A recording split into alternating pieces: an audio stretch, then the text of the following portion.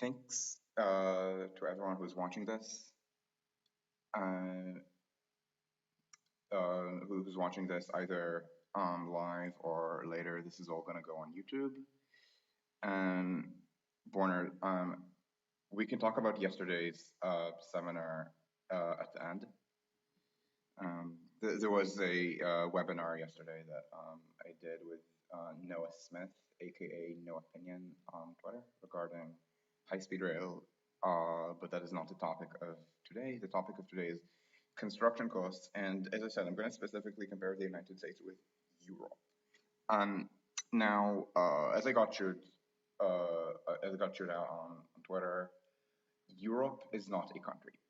I keep joking about the country of Europe, YURP, or Euroland, uh, but um, but there are big differences across European countries, and I'm kind of going to focus on France and Germany. Now, France and Germany are not low-cost countries for infrastructure construction, um, and let me see if I can find the project or if you can find the data here. But if you download the data, this is the online version of what we're doing, and this is not very, this is ordered in the order of when I and Elif and Yinan added the data, so it is not as easy to see. But for example, this is a bunch of Parisian lines, and you can kind of see that the costs per kilometer. These are their costs per kilometer. So the low cost one is the suburban. So okay, no, the low cost one is above ground, but then the second lowest cost one is the cut and cover extension. In fact, as soon as I saw how cheap it was relative to the rest of Paris, I immediately Googled the name of that line with ciel ouvert just to be sure. And yes, it was built cut and cover. Cut and cover is cheap. Do it whenever you can. But mostly it's things that start with a two. Uh, this line got delayed. This line is unduly delayed, so it's more expensive. The cheap one is because the cheap one on the same list is because where was it? This one, the line 12 to Aubervilliers. It's because they already built the tunnel, so they're just doing the station.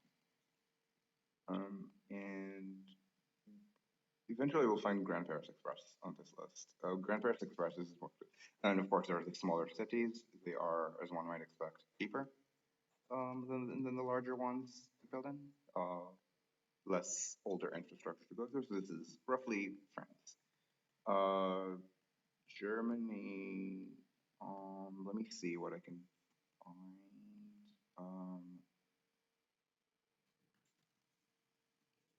So Berlin. So in Berlin, it's a little more than 300.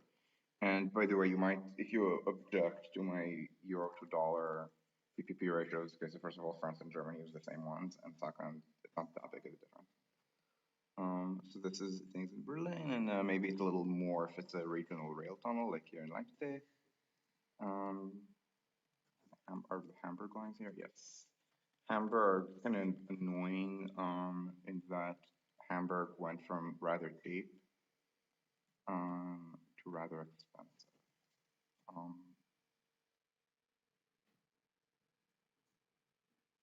So in Hamburg, U5 East is only a lot more expensive. But that's basically the range. It's usually things that in dollars start with a 2, like so 3-figure millions per kilometer, of which the first one is a 2, maybe sometimes a 3. So this is an annoying one, but usually it's low 3, not high 3. Occasionally it's going to be a high one.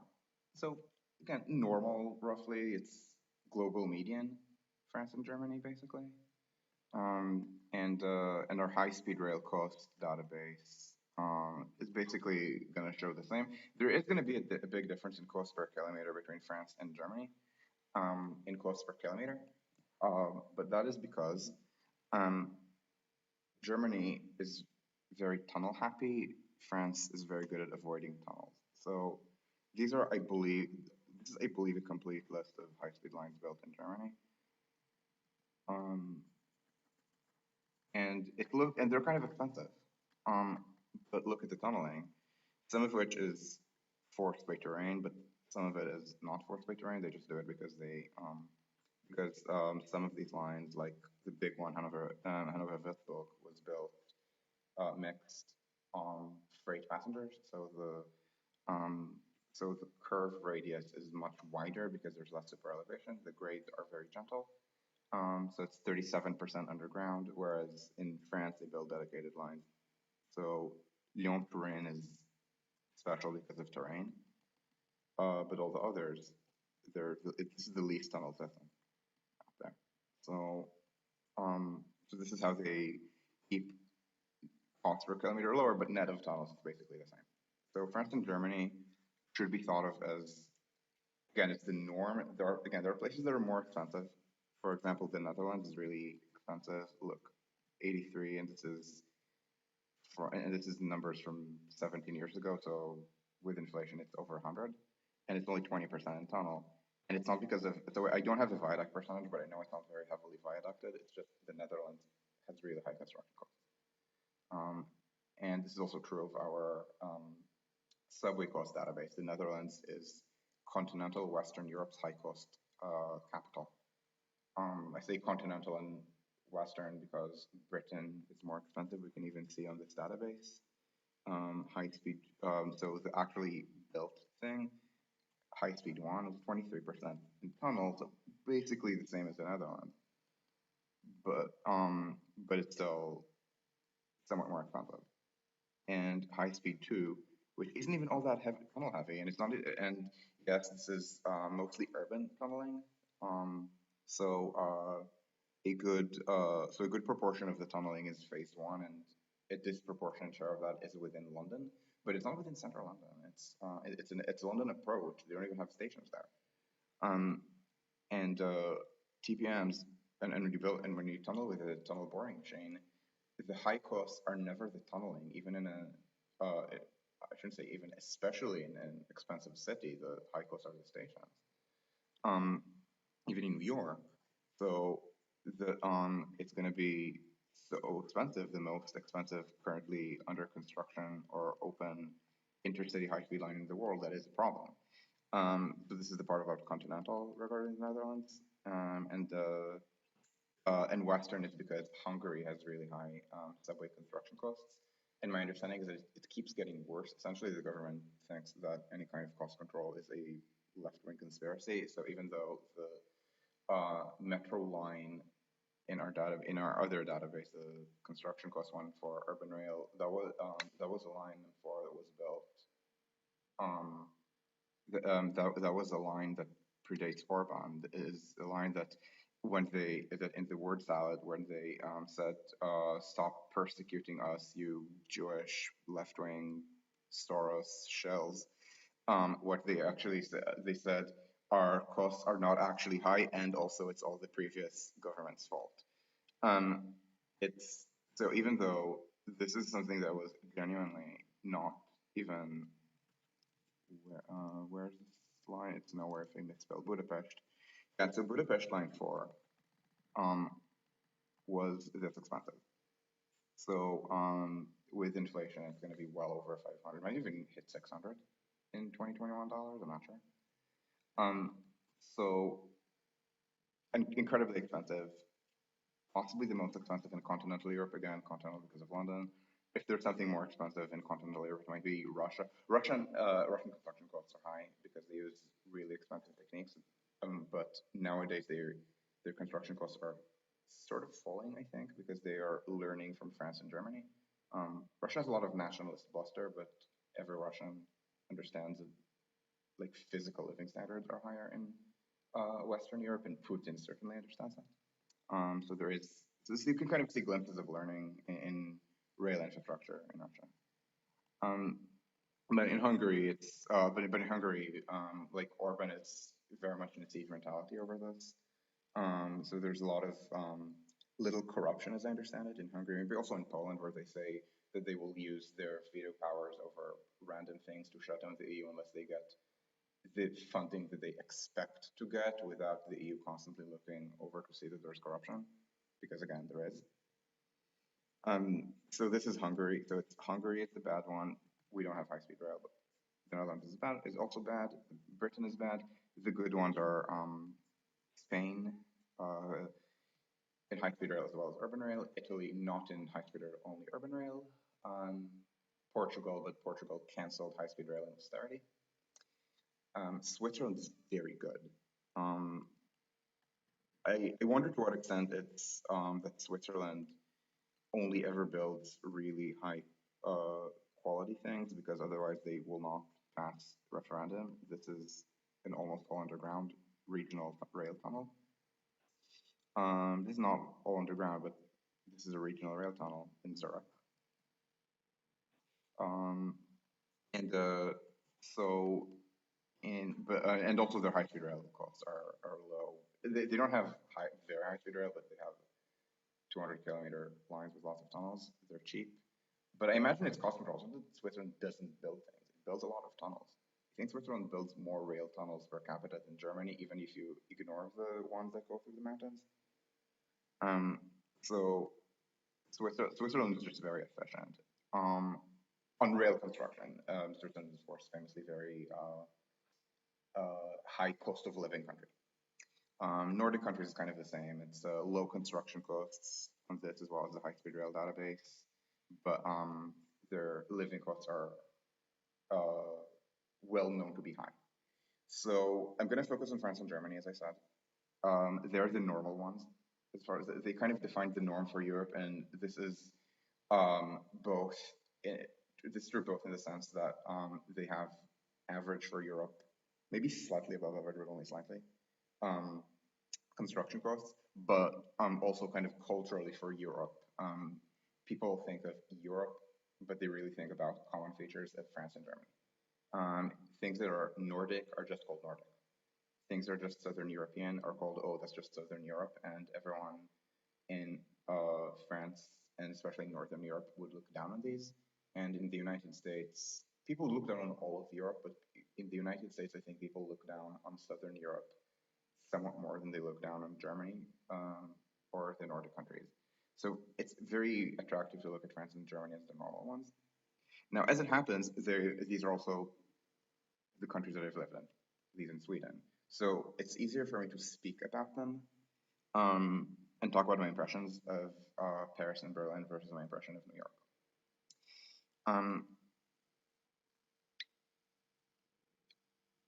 Oh, well, okay, some questions. Will I compare estimated costs for proposed high-speed rail in the United States? No, I'm not looking at things that are not actually being built, and the reason is that it's going to lead to a lot of bias, because a lower cost line is more likely to be approved, and a higher cost line is more likely to be not approved, not advanced to design, or even canceled. Now, some cancellations have nothing to do with construction costs. So in Portugal, the cancellation of high-speed rail, and yes, I know they revived it. I just can't find cost numbers or tunnel percentages for the current project that are about to start. But the project that was canceled due to austerity. So it didn't matter how cost effective it was. They just canceled things in the budget in the late 2000s, early teens. And but still, there is sometimes a tendency for costs to run over. So I don't want to fully trust things that are kind of too early. I mean, if they're under construction, then I'm fine. Usually the cost overruns happen early in the construction phase, not late. But things that were canceled before shovels went in, I'm a little bit squeamish. And of course, in the United States, I mean, Jeff Morales was at the seminar yesterday, and he said in comments, other people said in comments that as well, that California high-speed rail isn't canceled, but I don't know, it's soft canceled. It's and also the designs are not actually finalized. I cannot tell you what the total percentage is for California high-speed rail because of certain things that they're doing in the Bay Area that might go either way. Does Switzerland spend more time in the planning stage? I have no idea. The only big differences I know between Switzerland and the rest of France plus Northern Europe, is that the referendum system forces a lot of budget discipline, but specifically the discipline is always about the final number, i.e., how much things cost. It's never going to be, there's never going to be any micromanagement there. So the civil service in Switzerland has free reins, which is also true in the rest of continental Europe. The big exception is actually the Netherlands. It's more politicized there, and this is part of why costs are so high. Um, and but So in the United States, budget cuts are often going to be a governor saying, "This looks extravagant to me, don't do it." This is a big problem in Boston. The governor might say, "Electrification looks extravagant. Let's look at hydrogen trains." And of course, hydrogen trains cost about 4 times as much as electric trains. So it's all about like a politician interfering. It's also Andrew Cuomo does this all the time in New York. In Switzerland, it's not. In Switzerland, the pressure is we don't want to spend 21 billion francs. Maybe come up with a plan for 12. So they will optimize for a budget. So this is my understanding of the institutional difference between Switzerland and the rest of Europe. But as I said, I'm less familiar with Switzerland than I want to be, and I'm specifically less familiar than with France and Germany. Switzerland also kind of focuses on IDPOL mostly because it's not in the EU. So a lot of people, so I know that in the United States there are people who are very right wing who keep talking about how much they love Switzerland because again things are kind of IDPOL, like they think that Switzerland doesn't have gun control or Switzerland does a lot of referendums that make populists think that Switzerland does referendums in a populist way, like voting on other people's civil rights, which it does, but it's not the only country that does that. Like the real issue of the referendums is in Switzerland is that the referendums are on specific projects. So you want to spend 5 billion francs or something? Yes, no, on a referendum. But it's not like in California where you have these really weird referendums and say, yeah, they do these kind of perpetuities where you bind the budget, like a specific proportion of the budget must go to education. That does not happen there. So anyway, that's the difference between Switzerland and California. So at any rate, I'm gonna, as I said, talk about France and Germany, and I want to move away from construction costs for subways for a moment. The construction costs for subways, again, in France and Germany, I'm going to say that there are 250, maybe in really expensive places like Paris, maybe 300 or a little bit more million dollars, not euros per kilometer. But let's also actually put it in euros because one of the things I'm going to do is kind of compare euro-dollar ratios. So let's think about it as something like 200 to 250 million euros per kilometer, not dollars. I used 1.3 to sometimes 1.35 as the exchange rate for PPP. This is not the actual exchange rate. The actual exchange rate is 1.22, but this is about international tradable goods, and so back when it was 1.5, back when it was 1.57 on the eve of the Great Recession, this was not the correct PPP ratio. The PPP ratio at the time was something like 1.25. The PPP ratio has been creeping up because we have less inflation than the Americans. So here it's maybe 1.25, and by this point it might even hit 1.4. Okay, I'm also gonna look at this in a little bit, but the PPPs, I'm gonna look at euro areas. They have slightly different ones by country, and the poorer ones like Southern Europe are said to have lower living costs, but it's the same currency that's very highly tradable. This one, eventually, it's a little bit like fixing and living cost differences between New York and, let's say, Houston. Like, I don't think it's that valuable. Okay, so let's look. On the eve of the Great Recession, the Eurozone specifically is 0.8 to 1, so it's about 1.25. So it's so it's 1 euro is $1.25, and by 2020, and by the last few years, it's almost 1.4 to 1 because the Americans have inflation and we have inflation. We're not Japan, but we don't have a lot of inflation. I mean, the Americans don't have a lot of inflation either. It's like 2%. Usually for us, it's maybe 1%. So this is how over 13 years or 12 years, it goes from 1.25 to 1.4. At any rate, you might notice I'm not very granular with my euro dollar ratios in the database. Again, it's not terribly important, but it's just a way to create a database where I actually can do European comparisons more easily with euros. So at any rate, remember 200 to 250 million euros per kilometer. That gets you a subway tunnel in Berlin. For example, U5, which was very complex. They had to freeze the soil. There was a lot of they needed to build around U6 because they built a station at the intersection with U6 called Unter den Linden. So they had to dig around, and that required a lot of shoring. The ventilation was kind of difficult, although they managed to do it in a much better way than what they're doing in New York. No big ventilation structures. So that line was maybe 240, 250 million euros per kilometer. Again, it's usually the high end. In Paris, some lines are a little bit more, but some lines are less. And not Paris in France, you can go even below 200. So 200 to 250 is, I think, a good range. Now, what of the Americans? And here I'm going to not look at the and here I'm going to look at a different database, which is the same one, but with a few things not yet added. And the reason is that this is like sorted by country.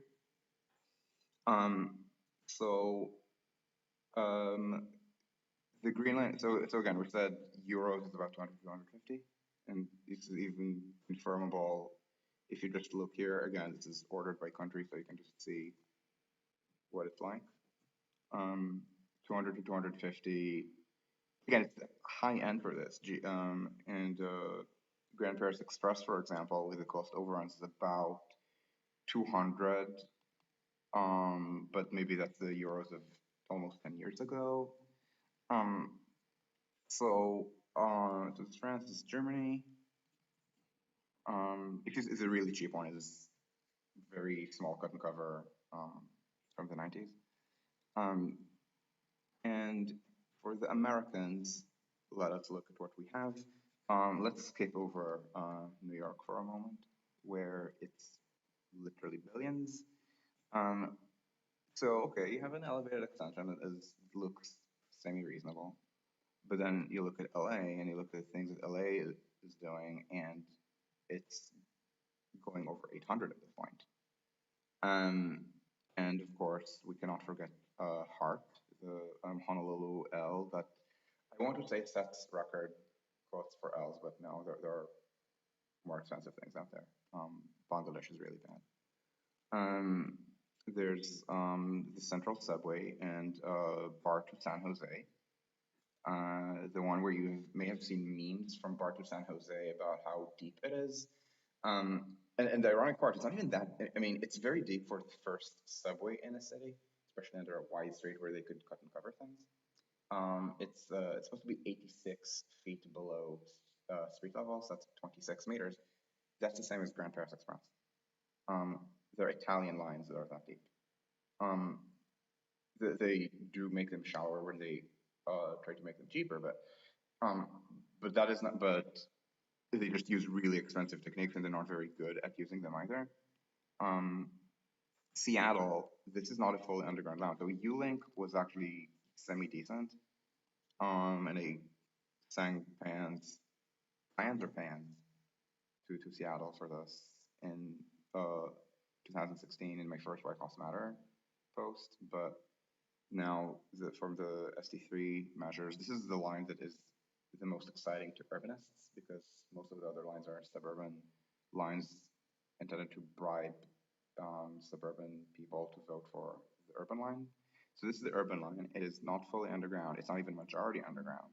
I think it is the most expensive non-majority underground line in our database, 650. And Silver Line, don't think that this is 150 for an elevated line. This is 150 for a line that's predominantly in the median of a freeway. So compared with light rail costs, which should be about 30, for which again, we're talking euro dollar ratios, is probably about 30 million euros a kilometer, maybe a bit more in really difficult parts of Paris, which this is not, it's a suburban freeway. So yeah, and of course we cannot ignore New York, in the same reason we're not ignoring Paris when we're talking about French costs. So if we're talking about Europe in a 200 to 250 million euros per kilometer range, in the United States, dropping New York, which you shouldn't, the range is maybe 500 to 800 million dollars per kilometer. But with New York, you need to stretch it a little bit. I don't know how much is a little bit, because New York is clearly a non-overlapping distribution with the rest of America. But we're talking about something where if you try to deflate currency to construction costs for subways, the correct deflation rate is something like, at a minimum, if you pretend New York does not exist and Paris and Berlin and Munich and Hamburg do, 2.5 to 1. Right, because maybe even more than 2.5 to 1 actually, because 800 divided by 250 is maybe more than 3 to 1. So 2.5 to 1 or even 3 to 1. And if you include New York, this starts becoming even 10 to 1. And this is a little crazy. New York is special in many ways. Everyone in the rest of America says, oh, New York is really expensive. I spoke to a railway engineer in Philadelphia who said, oh, yeah, everything in New York costs twice. That's kind of a thing that everyone knows. And so maybe you can just take the New York range and have it. And then, I don't know, 7 extension, 2nd Avenue subway, that would be, this divided by half, 750, 800 something, a little over $1 billion. So, okay, so maybe you stretch it to 800, 900, maybe $1 billion. So yeah, about so the purchasing power of a euro buying a subway tunnel in a big French or German city is the same as the purchasing power of about $3, give or take, to buy a subway tunnel in an American city. And again, the American city is not New York. With New York, you need to adjust upward. So this is the construction cost difference.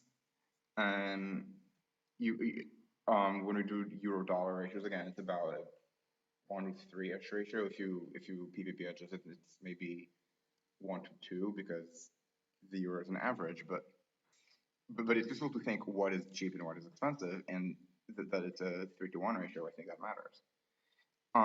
Now, so let's talk about construction. So let's talk about construction costs or costs in general of other things for a moment. And they have a few links here that are about housing. So this is housing. So let's start with this. This is a report on the state of the housing market in France, Germany, and the Netherlands.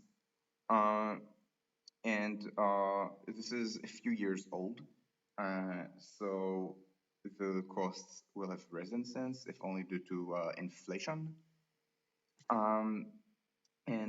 So they talk a little bit about the different countries that they're studying. There's also a little section on Poland. So, but let's look again at Germany and France. These are the countries that we're doing. So page 28 is Germany, and page 36 is France. And I'm also going to link to this in chat.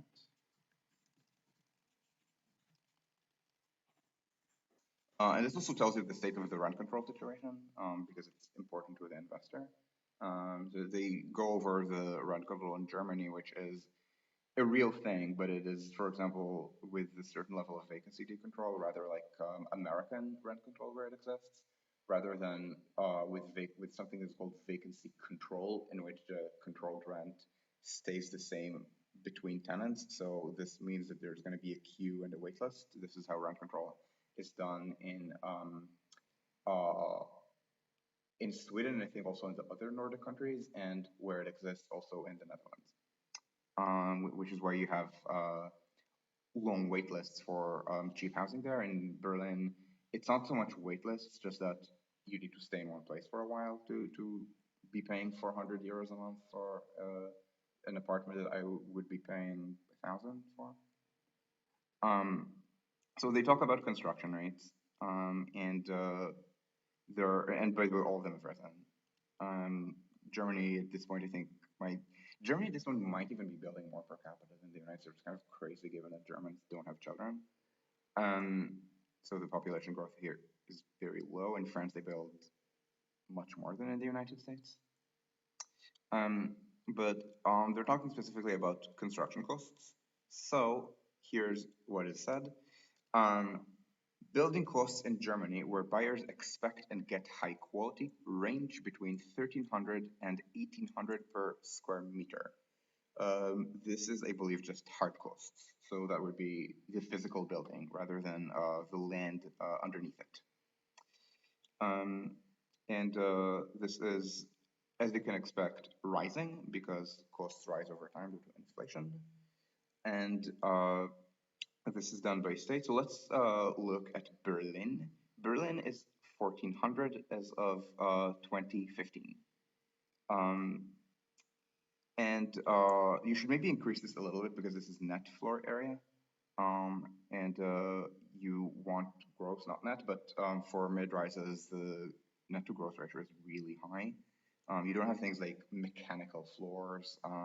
You don't have big elevator banks. There's one staircase.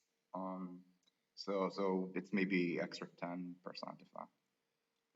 So it's 1,400, but it's really more like 15 something. Berlin, Hamburg is also really useful because Hamburg is a city. It's a rather big city, and also it's very rich.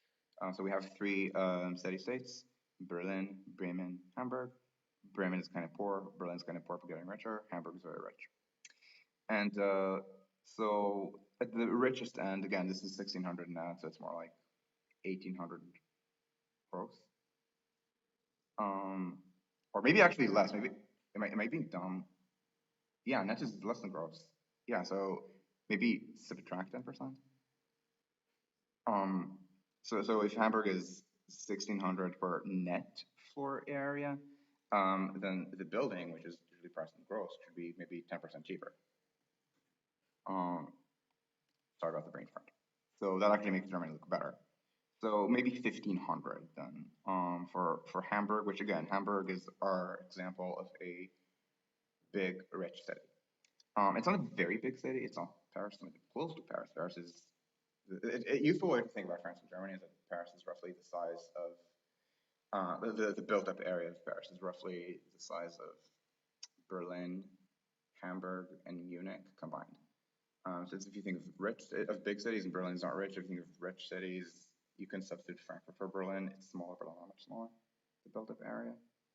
And so Hesse, much of it is Frankfurt, so it's also rather expensive.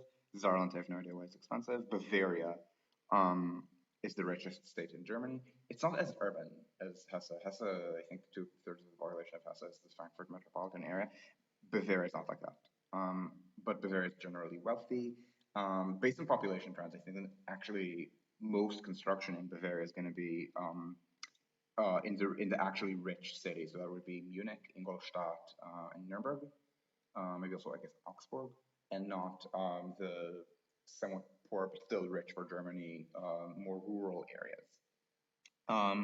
So this is expensive Germany. Again, 1,600, and this is net. And all of this is going to be, importantly, all of this is going to be multifamily, because again, they say apartments, and most construction here is apartments. You might have also noticed that there's no premium for apartments over single family. In Bavaria, it's actually more expensive to build single family than multifamily.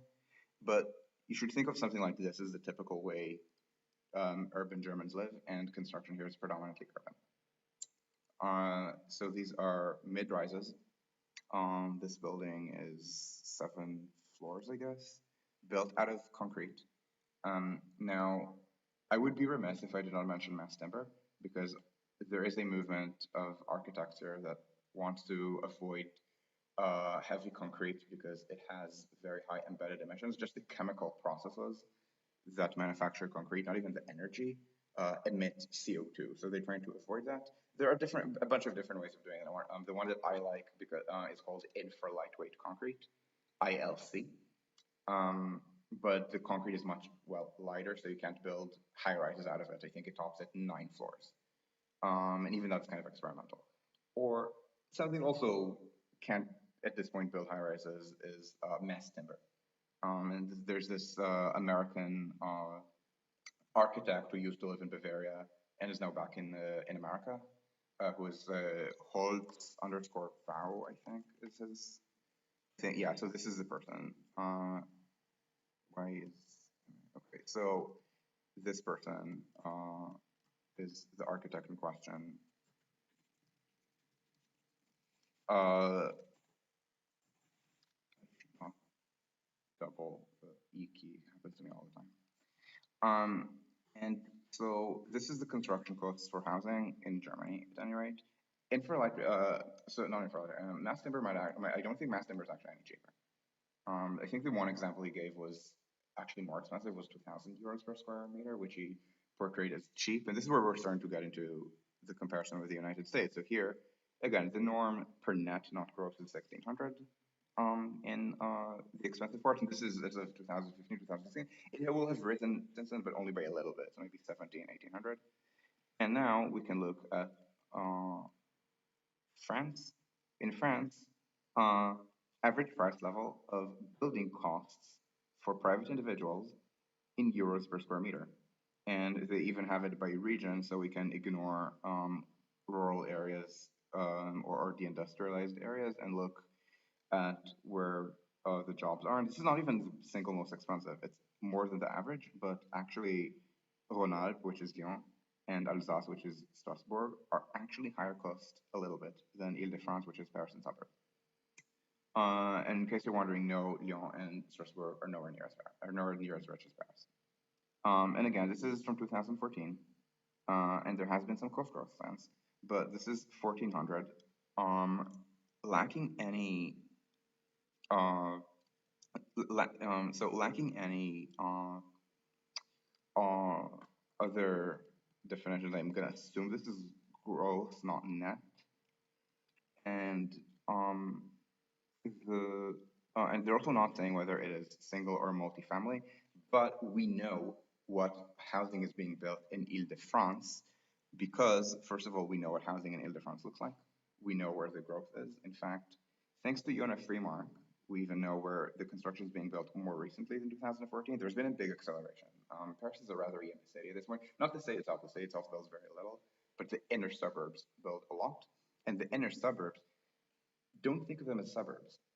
In not France, they would have been annexed into the city already. They specifically rejected such annexation in the post-war era because these suburbs were full of communists. This is why these suburbs will happily name streets and monuments after not Stalin, but after Karl Marx, after Engels, after Soviet monuments like Stalingrad. And whereas in the city itself, they renamed things after, they renamed a metro station after FDR. And they were worried that if they annexed the suburbs to the city, then the city might have a communist mayor. This is why the suburbs of Paris remain unannexed. And a lot of it is kind of this city prejudice against the suburban. It's kind of the opposite of the United States, where annexation likewise didn't happen much because of suburban middle class hate for the poorer city. But these are multifamily places. The housing for most associated with the suburbs of Paris is the high-rise housing project, of course. It's not how, I don't think it's how most people, it's certainly not how everyone lives. It's a mix of that and normal mid-rises, some missing middle. But basically, the construction is always going to be mid-rise, maybe even some high-rise. High-rise is not going to mean super tall. It's not going to be 40, 50, 60 floors. The HLMs are going to be 10, 13, 15 floors. So this is the construction. So again, if it's 1,600 in Germany, maybe 1,800 with inflation. In France, it should be maybe 1,700. So again, very close. And now we can compare that with American and also Canadian costs. It's actually easier for me to get Canadian costs for some reason. This is something that this is a page that I have known of for quite a while. So when I was Googling to do research for this video, um, I looked at Canadian costs because I knew that this table would exist. I did not remember the numbers there, and the numbers are actually lower than I expected them to be. Um, and the but you can see, and let me zoom in a little bit actually, because I know that the video resamples sometimes. So the kind of the font size that I can read is a little bit smaller than the kind of font size that you guys can read. And so this is Canadian dollars per square foot. Now, we are good Europeans. We do not know what a foot is. So we use friend calculator. Happiness is mandatory. Failure to be happy is treason. To tell us what this is. So this is a little more than 10. So we multiply by 10 and change to compare. Now, here is where we start to get the first distinction. North Americans do not build mid-rise housing out of concrete. This is why they call up to 6 stories hybrid construction. It's because, and this is something that that I might be able to find over here. Yeah, it's the same thing here. They give names to mid-rise like 5/1 or 5/2. What this means is wood on concrete. So these are buildings that are predominantly made of wood. So you can have these really fancy condos in America and in Canada. Apologies to Canadians for saying America and not the States. But these are predominantly built out of wood, which is a material that absolutely exists in France and Germany, but is not common, and especially uncommon in apartment buildings. It is also non-standard, so it's not just uncommon. So when I say non-standard, I mean your random, replacement level architect doing something that is doing something for a firm that was looking for a kind of almost commodity cookie cutter design will not do it out of wood. Will build out of normal concrete. If you're trying to get your building, if you're trying to get your building mentioned in an architecture museum, then you're going to spend more on architecture, and then it's possible that the architect will build a mixture of wood and concrete. There's this architecture museum in Paris that mentions a bunch of buildings that are being built or that were recently built in the area. And it's a mix. I don't think there are any that are just 5/1 or anything like that, but usually there are buildings that are either wholly concrete. Technically, they call them built out of stone. They don't say they say pied in the museum. But I also know that it's not literally stone because building out of stone is incredibly labor intensive, and France did abolish slavery. In fact, France is the only country that abolished slavery twice because it restored slavery in between the two abolitions under Napoleon. So so unless unless you either have slavery or third world labor costs, you're not building out of stone.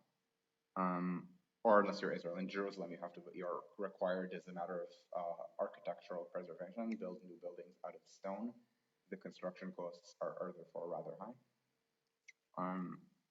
At any rate, so this is mostly wood. Only high rises in America are built exclusively out of concrete and steel. So Americans use wood much more, which here normally, traditionally, is viewed as a lower quality material. Now, of course, an American who lives in a high-end urban condo built predominantly out of wood does not think their condo is bad. So it might just be cultural. It might just be that the Americans found a way to build cheaper using a material that Europeans denigrate. But if we do accept that wood is supposed to be a lower end material than concrete, and you have to compare high rises, and high rises are more expensive. And over here, the Canadian, remember, this is hybrid construction, up to 6 stories, predominantly wood. Now, let's look at the German table, at the German graph again. Single family houses do not have any uh, savings on average compared with multifamily. Over here, wood and concrete cost basically the same. In America, and this includes Canada, it is very different.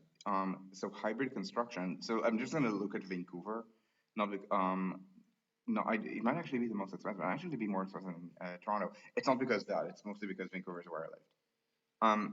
So costs do rise as you increase the number of floors, and costs actually rise more when you switch from wood to concrete.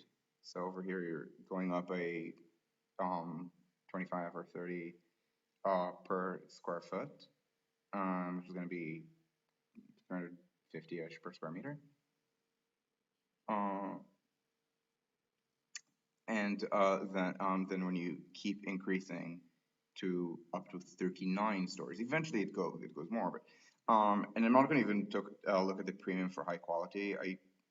Because I don't know what is comparable, and this is a problem. And this also is with underground parking, so maybe they cancel out. I'm not sure. Over here, some buildings are built with underground parking, as mine was. Naturally, I've never used it. Some buildings are not. So if we look at up to 12 stories is the most comparable thing. This is, and I'm going to use the high end just because in Germany they stress the importance of high quality, and I am talking about the high end cities. It's maybe 315, and in Toronto 280, so maybe 300. So again, we are European. We do not natively know what a foot is, so I'm going to put it in a calculator. So it's a little more than 3,000 per square meter in Canadian dollars, and for us, it's about 1,800 in euros. So the ratios are 1.8 to 1, which is actually not that far from the PPP ratio. And then in America, cost per square foot, there's a range, and this is where, remember, in Germany, I am looking at Hamburg specifically because Hamburg is a rich city, is a rich, rather big city. And it's also added with Bavarian costs because I believe that Bavarian construction is predominantly Munich, Nuremberg, Ingolstadt and Augsburg, so wealthy cities. And Ingolstadt is not a large city, neither is Augsburg, and even Nuremberg. Nuremberg has a very large Verkehrsverbund, but the built-up area is small. I think the metro has probably maybe 1 million people. Munich is about 3. So again, not huge cities by any stretch of the imagination, but filthy rich. Munich, I think, actually is on a par with New York in average labor income per capita per year. And remember, we're European. We got 6 weeks of paid vacation. So this is how wealthy Bavaria is. You need to go to San Francisco to get a place that's definitely richer than Munich.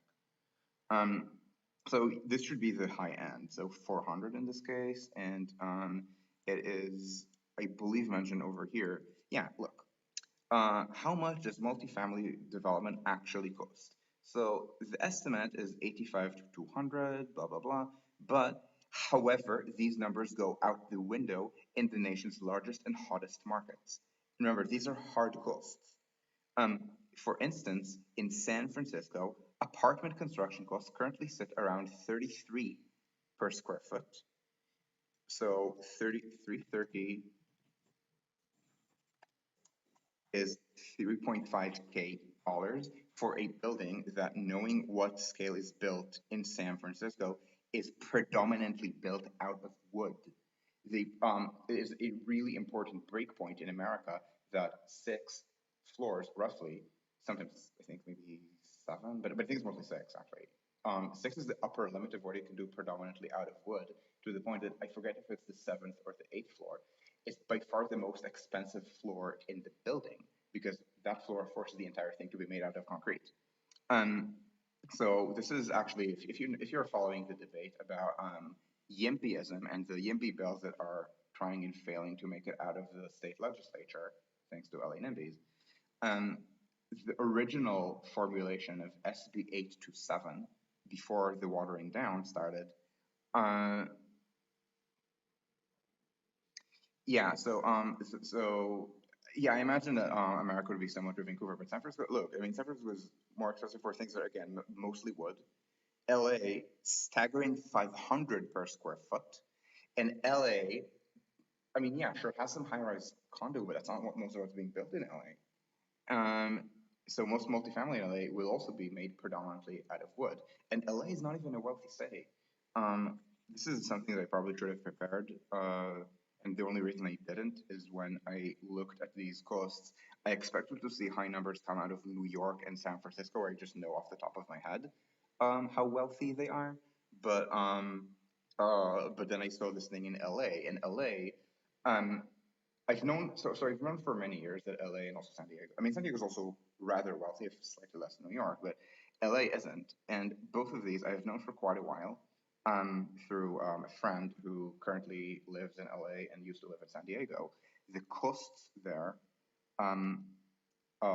just for rent, and my friend told me this is how much it costs, and it turned out that high end, so let's call it upper middle class quality living in Los Angeles is actually more expensive than in New York.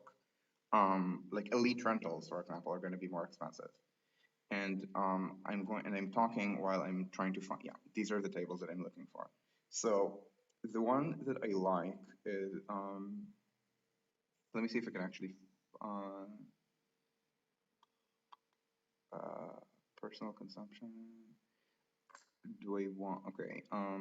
So I'm going to do the one that is not just labor, no, economic profile. So economic profile lets you do,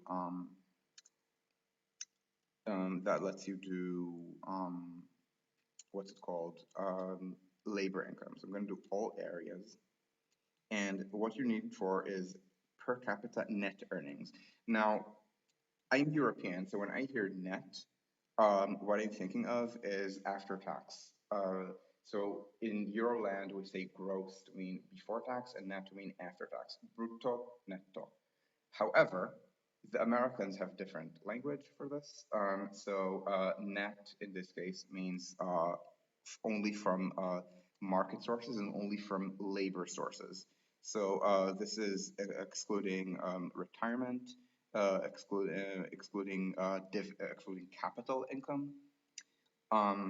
And in America, they use I think usage is more common in economics, in which after-tax income is called disposable income. So at any rate, let's not do all years. Let's just do 2019. Let's just do 2019.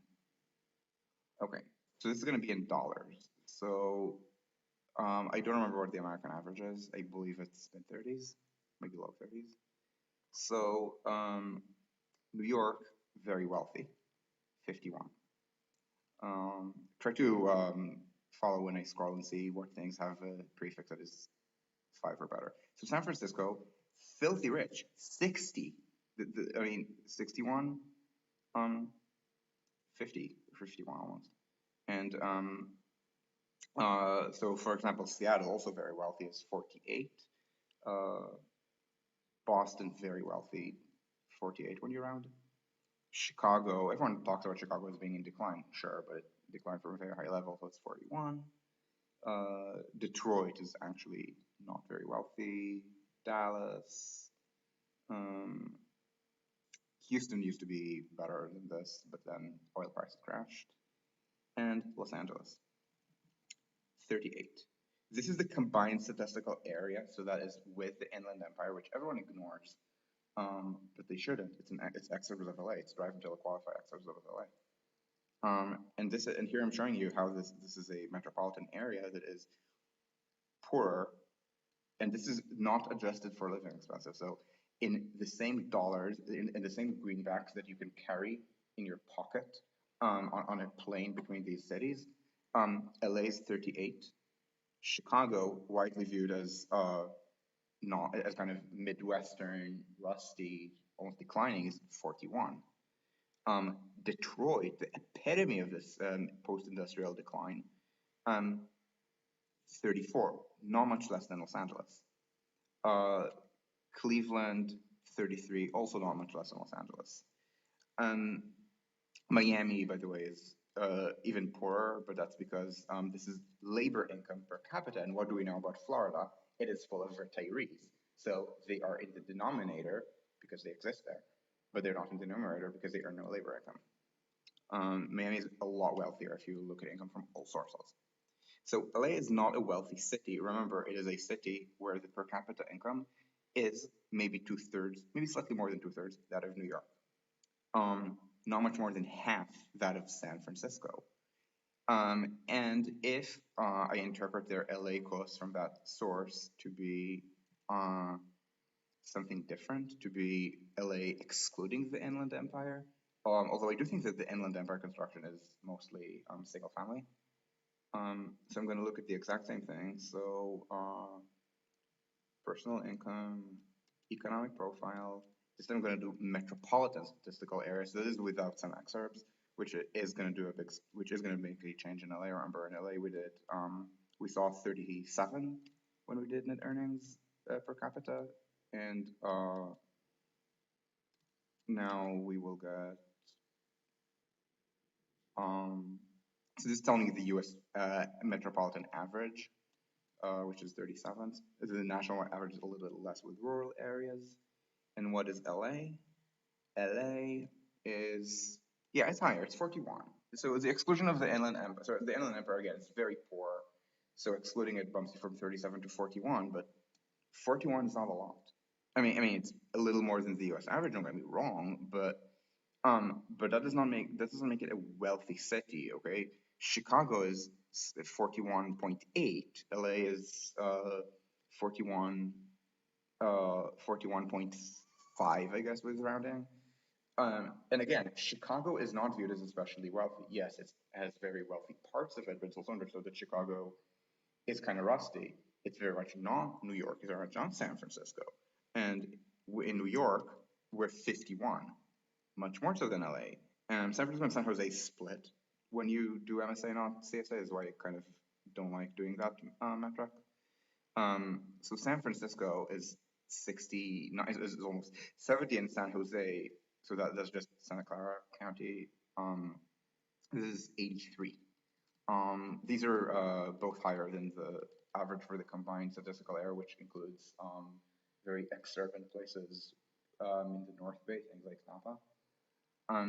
And I think at this point the CSA even includes Stockton, which is the exurb where people drive until they qualify to when they can't afford to pay $5,000 a month in market rent in San Francisco. And so my point is that the point that I'm making here, and it's a long point, and I know, is that LA has these really high costs and really high rents as well, without the wealth. So when we think about this being the range, and again, I'm stressing these are buildings that are built predominantly from wood, not from concrete. We have costs.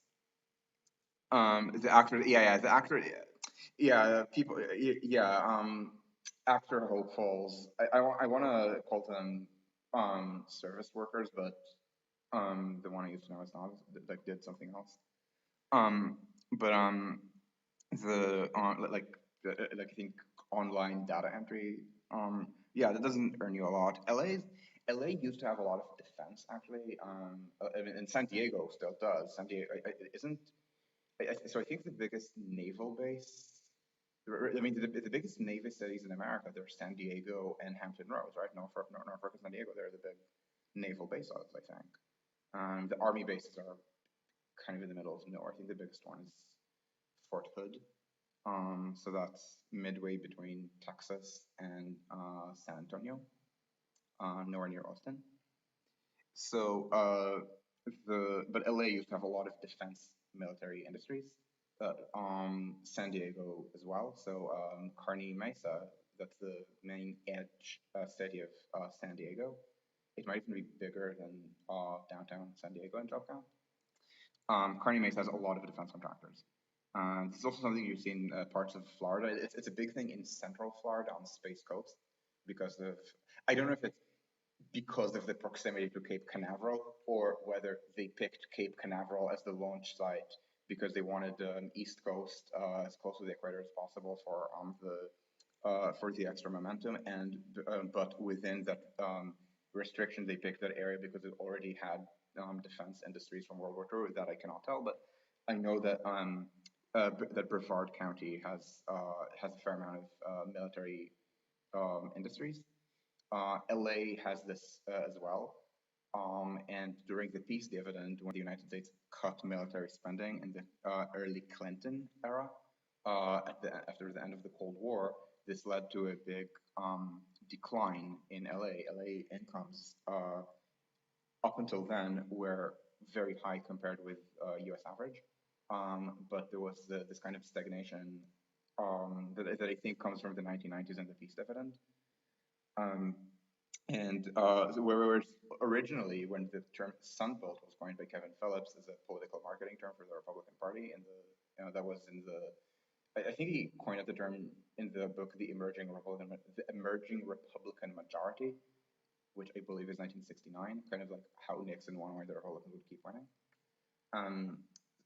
So he was zooming in. So when we were talking about the Sun Belt, he was talking a lot about Orange County, so a place that with very suburban layout, so like lots of jobs that are very high paying.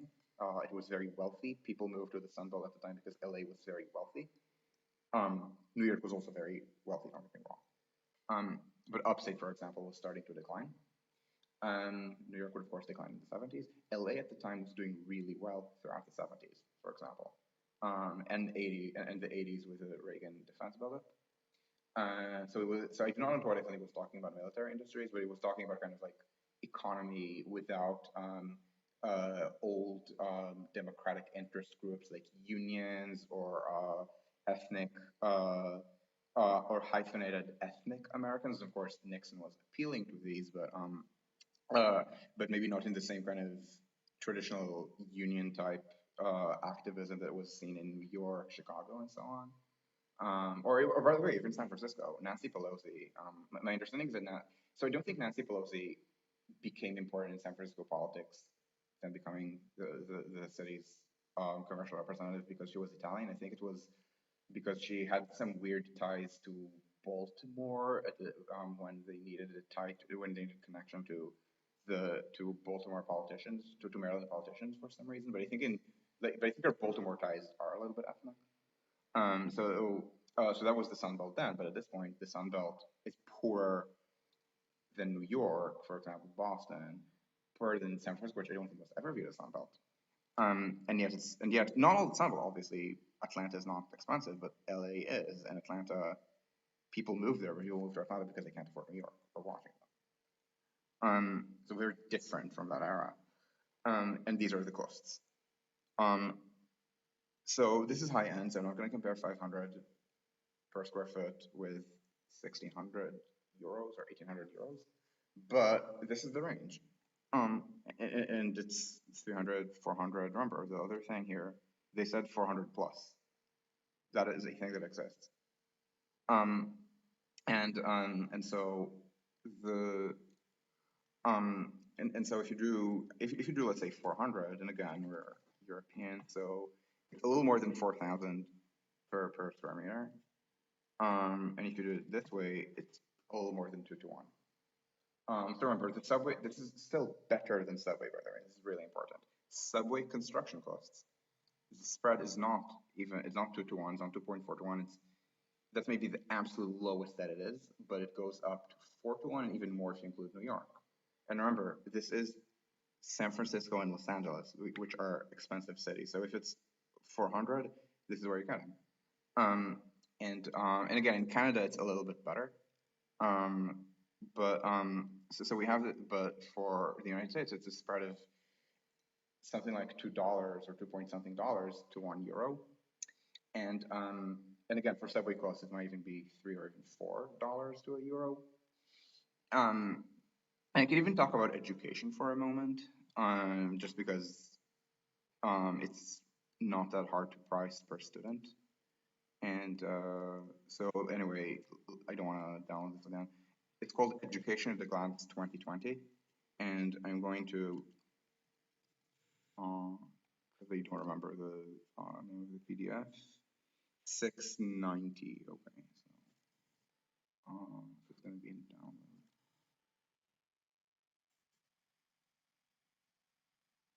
Okay, so maybe I mean I know I've downloaded it, just don't remember the name of the file, but I know I have it on my computer, but it doesn't matter terribly. It's just going to be a little bit slower to load it this way. So let me see if I remember the page. Almost. So American teachers, this is what they get paid relative to college educated workers. So it's not like America pays teachers very well. Now America is richer. Using PPPs, which remember at this point means euro equals $1.4, maybe $1.35. And the US is above average, but not much above average. And you can go above, like Netherlands, especially Germany. Let me see if we can find, because I never actually used this to look at per student spending, I'm going to actually try to look at per student spending. Output, financial resources, how much is spent per student? This is primary, and so this is also with universities, so it's not as clean as I would like it to be. But the US is number one. It's not by a huge, but not by a huge margin. Don't get me wrong. Compare this with France or Germany, which are above average. I mean, people here spend money on education. But this is 13 and this is 19. I'm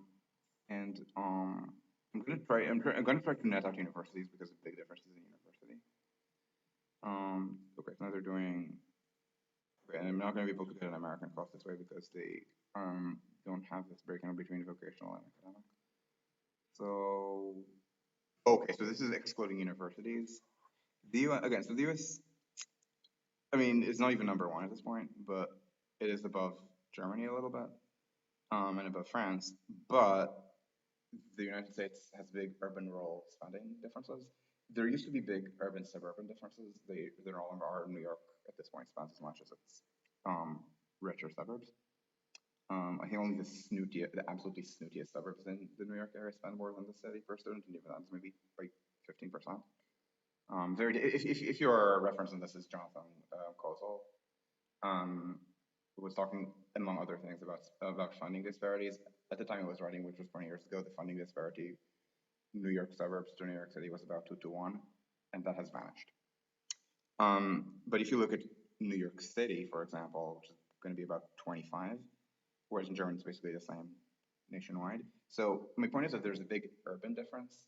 A ratio of maybe 1.5 to 1, possibly even 2 to 1 in PPP. So in dollars to euros, about 2 to 1, 2.5 to 1.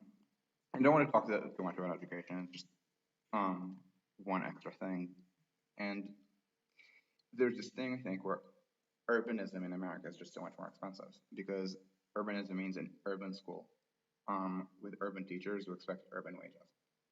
And I mean, healthcare costs, I mean, I think everyone knows American healthcare costs are elevated, and housing, just the physical cost of it is going to be much higher to build, on top of the serious problems that there are with NIMBYism. American cities just don't build housing. New York City, this is my favorite source of this. It is unfortunately not 100% accurate in small cities, but it is okay when you do things at the county level.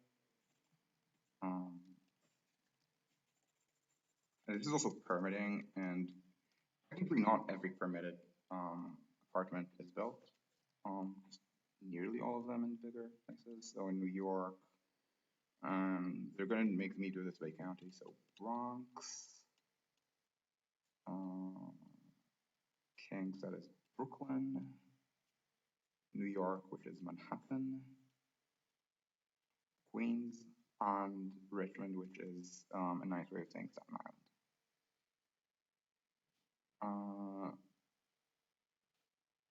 And I don't want monthly preliminary. So let's go back to 2011. So vaguely during the recovery from the Great Recession. Um, so all of these five counties combined, it's what? So this is permits during Corona 2020, so maybe not the cleanest, but um, we can do another year. Okay, so during the Corona year, a little less than 20K. The year before Corona, so that is 2019, 96 and 5541. Yeah, that's more. That's 26. But that's just one very good year. Before then, um, I think that was the only year that was above 25. Yeah, it's barely 20. Um, so it's maybe if it's like 20, maybe a little more than 20. New York is a city of somewhat more than 8 million people. This is about 2.5 um, housing units permitted every year citywide per 1,000 people. Now, Paris proper is actually less than that per Yona's paper. Um, so Yona has this really good paper about EMB as Avenue de France. So Yona, construction, France. It's called Doubling Housing Production in the Paris region. I highly recommend. He was talking about the strategy where it was led by various national and region-wide organs that understood that oh wait, Paris is really expensive to live in. Nobody can move to the capital. What the hell do we do? And here's what they did. So Ile-de-France is a region of 12 million people. This is what they built before. This is what they built on the eve of Corona. And permits have declined, but not by much. I think at this point I think, so he had a graphic on this on Twitter. I want to say, I believe the prefix at this point is 7 and not 8, but it's still something like 6 per 1,000 people per year, which is not that great, to be honest. 10 is better. Vancouver, for example, is 10. Vancouver remains expensive. Part of the construction costs are a little bit higher, but also much more importantly, even Vancouver does not build enough. Vancouver builds a lot, but it could be building more. It could be building like 13 or something, given how much immigration it has. And also, it doesn't necessarily build in the highest demand area, which is also a problem in Paris. Paris does not build in the city. So within the city, it builds social housing citywide because Anne Hidalgo really enjoys owning the libs. In France, liberal means cannibal and Thatcherite, both of these combined. Macron refused to be called liberal, which I mean he is by any of the French definition, minus the cannibalism. Um, but but the actual construction in Paris, and I think it's in this paper to mention, that its construction is mostly in the inner. Wait, was it a different version of this paper? Because I know that a paper that he wrote explained that the construction is something like 2,000, I believe, or 4,000 in a city of about 2 million. So it's about two-ish. So it's 1.5 or 2 per 1,000 people. There's a lot in the inner suburbs, especially on top of Grand Paris Express stations to be built, or existing RR stations, existing suburban metro stations. And so even though they don't necessarily build where there's the most demand, which is in the city, not in the suburbs, they build enough that it helps keep a lid on rent. In Vancouver, the rents are high, but having come there from New York, the rents did not seem high to me. I mean, yeah, they were higher than in Providence, and I got a kind of bad deal, but I wasn't paying a lot in rent in Vancouver.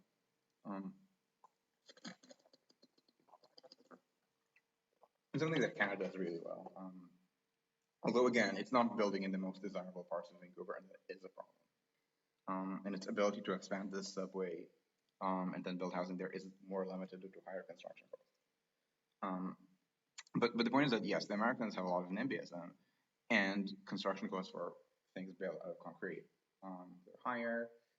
Groceries in urban America are more expensive. This is something that so in America, everyone thinks that the only way you can do Walmart prices is by having a lot of abuse of the workers or something. And then I come to Germany, and Aldi in a city at urban scale offers me the same prices that in America I only heard about from Walmart, which I'd never stepped into because Walmart doesn't exist in urban America. Um, it's even cheaper than urban Carrefours and casinos in Paris. And it gets to the point that this, for example, um, this is a bag of cookies that is called chocolate cookies in English because in Germany people perceive this kind of chocolate chip cookie to be an American thing. So this I got from Aldi. There's a similar thing from Lidl that even is wrapped with like American flag colors and literally called American cookies. Do you know how much this costs? Okay, chat. This is 175 grams of cookies. Chocolate chip cookies. Can people here in chat, I mean, just throw numbers. How much do you think I had to pay to get this? Um,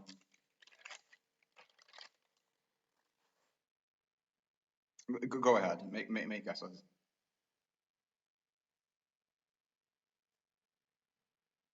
150 euros, okay.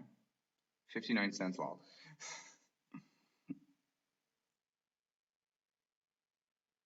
Aldi allegedly tortures its suppliers. Yes, okay, yeah. Huli, yeah. Huli is the one who is correct. It's not actually 80 cents, it's 79 cents. Yes, Huli, yes. I mean, I imagine that you have the same exact brand in Cologne, right? I mean, Cologne. Is Cologne north or south of the Aldi equator, right? Because there's Aldi North and Aldi South, and Berlin is Aldi North. But I think I think you're Aldi North, Huli. So yeah, you have the exact same thing. By the way, this exists in America as Trader Joe's. Yes, Aldi doesn't torture supplier. Aldi presses its suppliers to kind of be exclusive to it, which is also what Walmart does. Um, the complaints about Walmart in the United. Oh, you're Aldi Sud? Okay, okay. Um,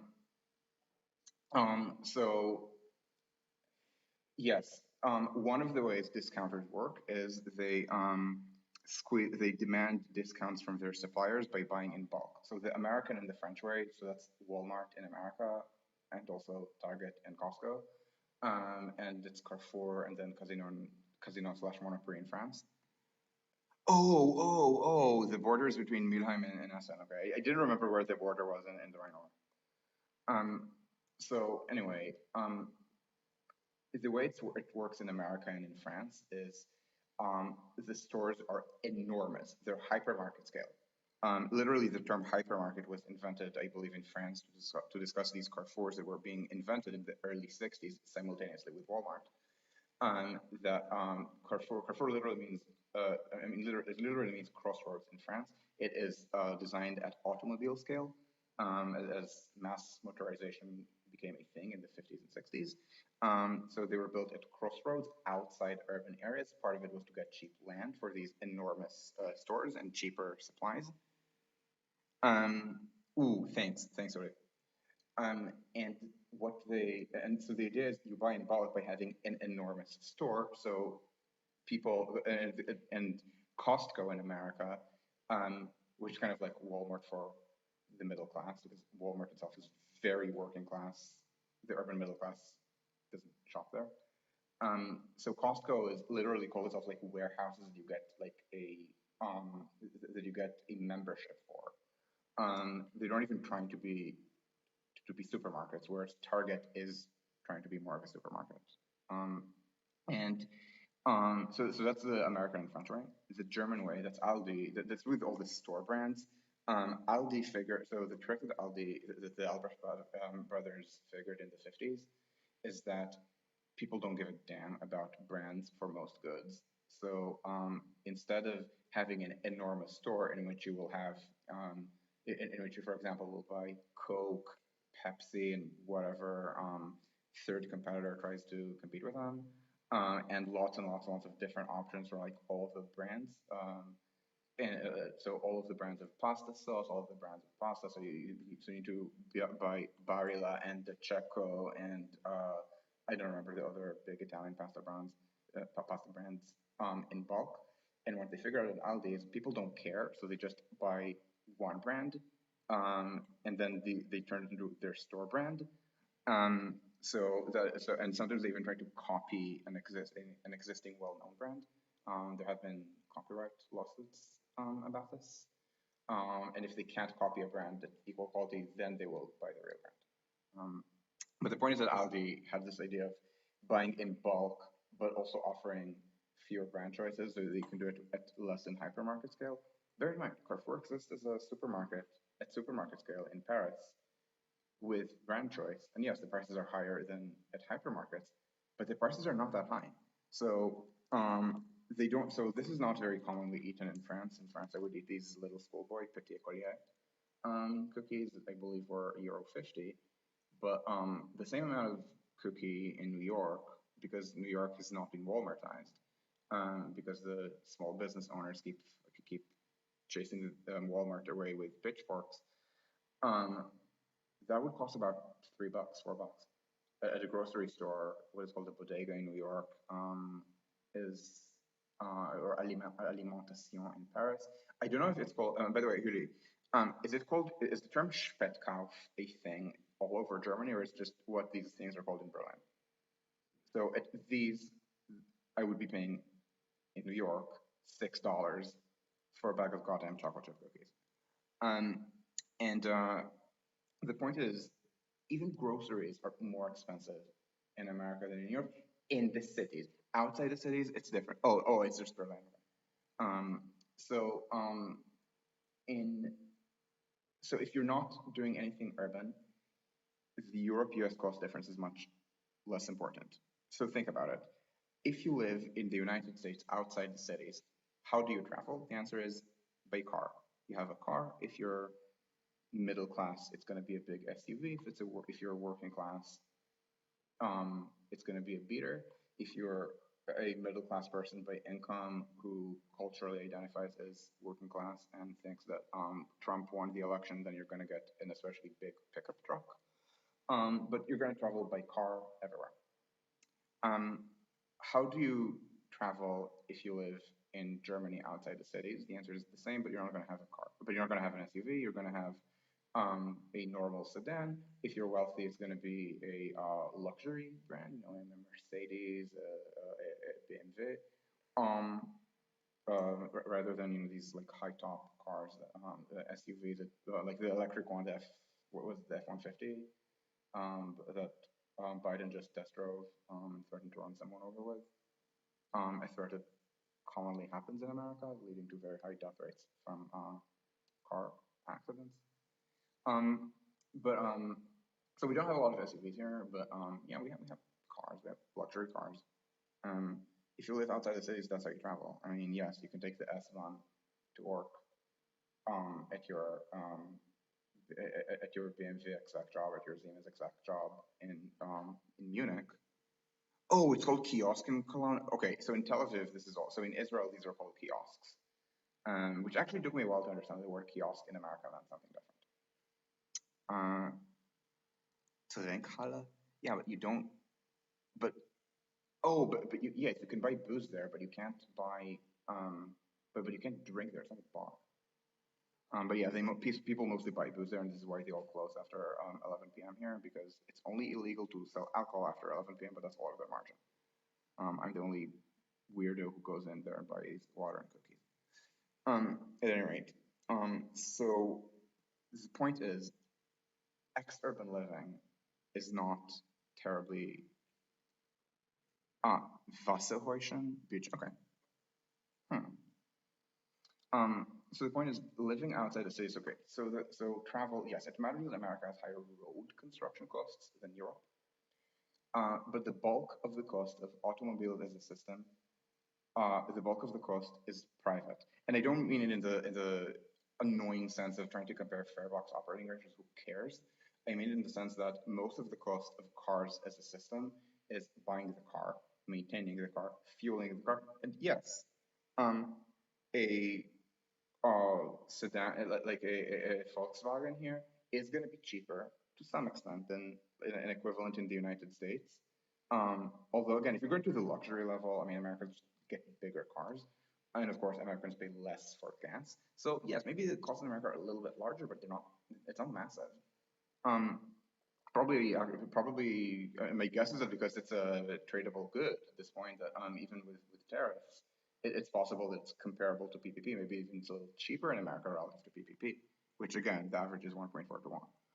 Um, and how do you get groceries? Well, in America, you drive to Walmart, maybe Target, maybe Costco, which is very cheap. Same thing here. If you're in France, you just drive to Carrefour or to Monoprix, and it's the same. Or here, you drive to something like Kaufland, which is a I don't so I think that I don't think Lidl owns Kaufland. I think the same holding company owned by the same person, by Dieter Schatz, owns Lidl, which is the urban format store, and Kaufland, which is the hypermarket. But by the way, we have Kauflands in Berlin.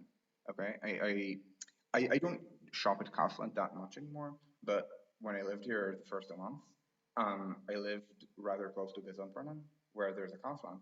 Yeah, we just walk, and that would be my normal place to shop because it was open until almost midnight.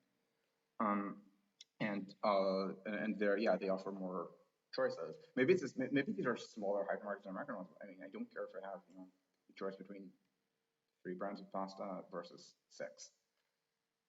There's a limit. There's a level beyond people. There's a level beyond which people don't care. And it's not like this quality is bad or anything. And the point is, in the cities, suddenly that's where the big differences in grocery costs and in travel costs become important. And this is also where subway construction costs become such a huge thing.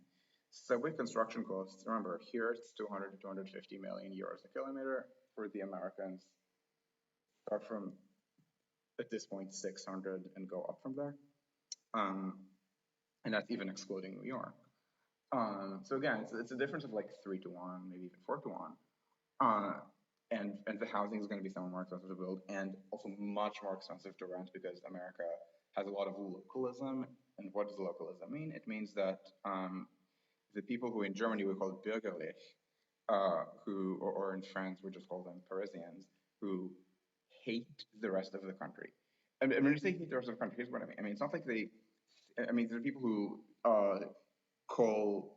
So in Paris, you definitely have these Parisian elites that hate the Gilets jaunes, for example, but would never think to treat the Gilets jaunes the way they treat protesters of color. So the Palestine protests in the last 2 weeks, the last week maybe, not 2 weeks, the war started 11 days ago and it's already over. The Palestine protests have been very violent.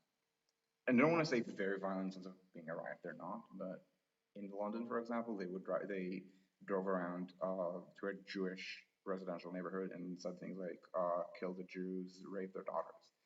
In Berlin, they threw things, not rock, but threw something at an Israeli journalist who was covering the protest in Hebrew. And there's a lot of protests in front of synagogues, because clearly you protest Netanyahu by protesting in front of a synagogue in another country. And in France, they just banned the protests.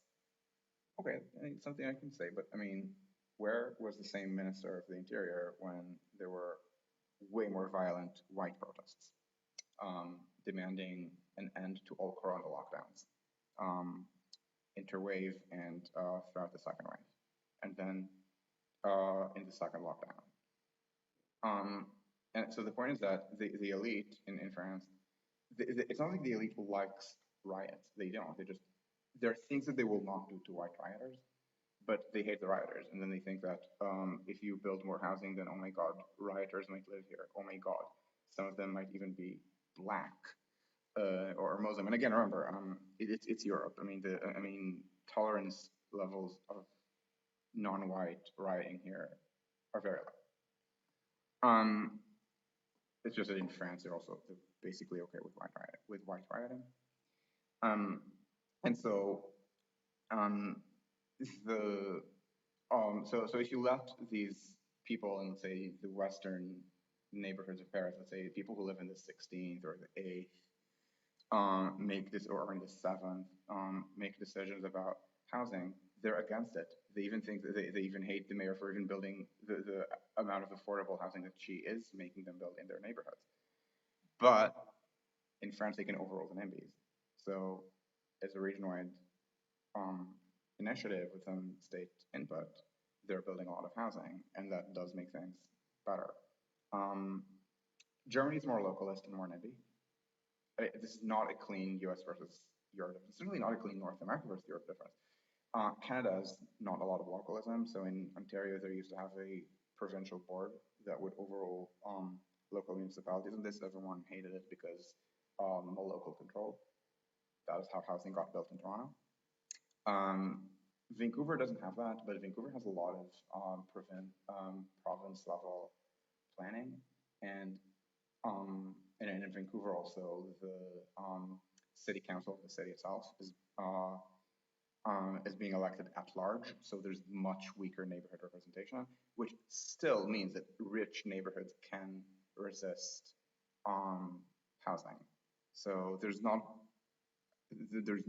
no housing being built in Chauncey, for example, and but there's a limit to their ability to block citywide housing, and in some areas they can just do a lot of redevelopment in Vancouver. So even Vancouver proper builds quite a lot. And this, as I said, it keeps a big lid on not a big lid. It's bad metaphor. It keeps a tight lid on rents, and yeah, people in Vancouver are still used to like the rents of 20 years ago, and but they want to earn 2020's income and pay 1990's rents, but that is not happening.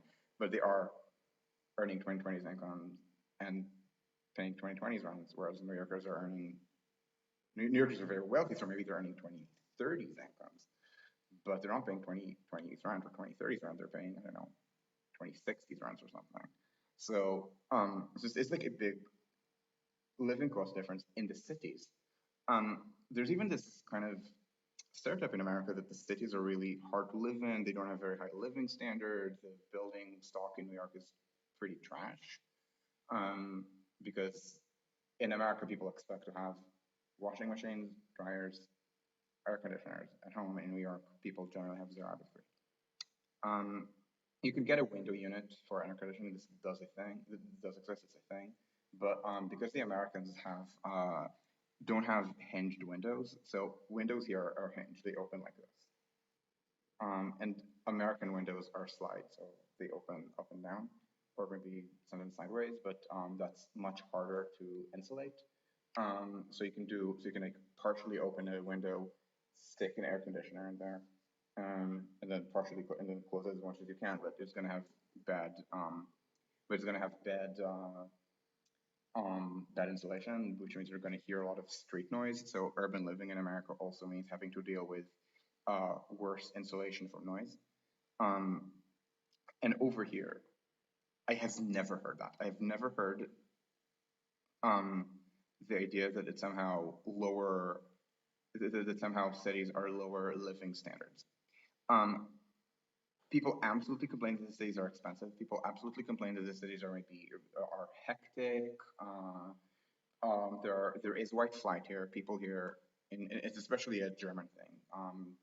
People who are more racist than they think they are try to invent reasons why they want to leave Berlin or Munich or Frankfurt or any other city with critical mass of people of color, and they don't want to say I leave because I'm a racist and I don't like that Neukölln is at this point majority first and second generation immigrants. So instead they say our neighborhood is gentrifying because my favorite bar in which a person of color has never set foot is closing.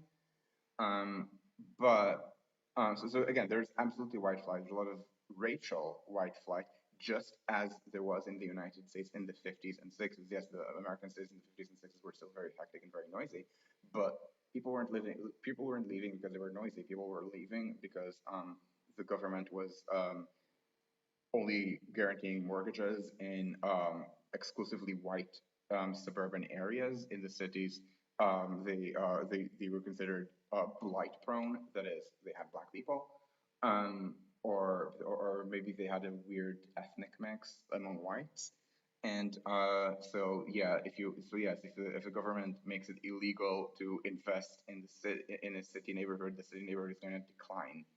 It might as well talk about the might as well talk about the earth-shattering observation that if you bomb a city, um, its stock of physical infrastructure will degrade. And so the point is that in the United States, yes, historically the cities had higher living standards, but they kind of stagnated because of this disinvestment for racial reasons.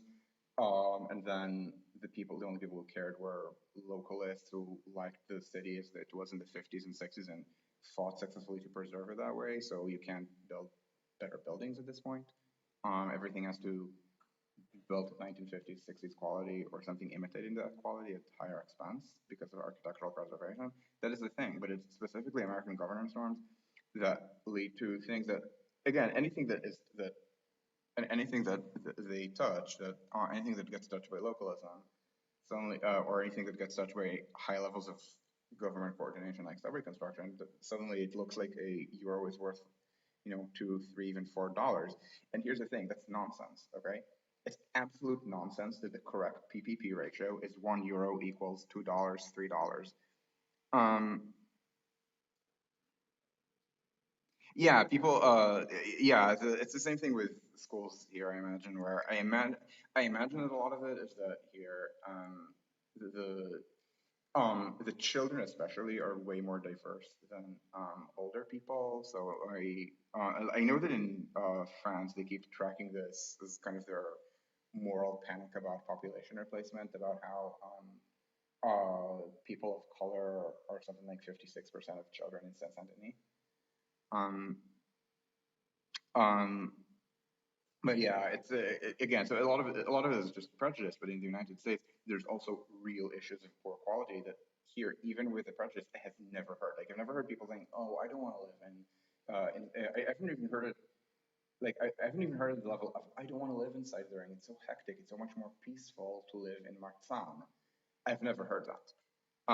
I absolutely have heard inside the ring is expensive, so I am forced to live in Marzahn and have a very long commute.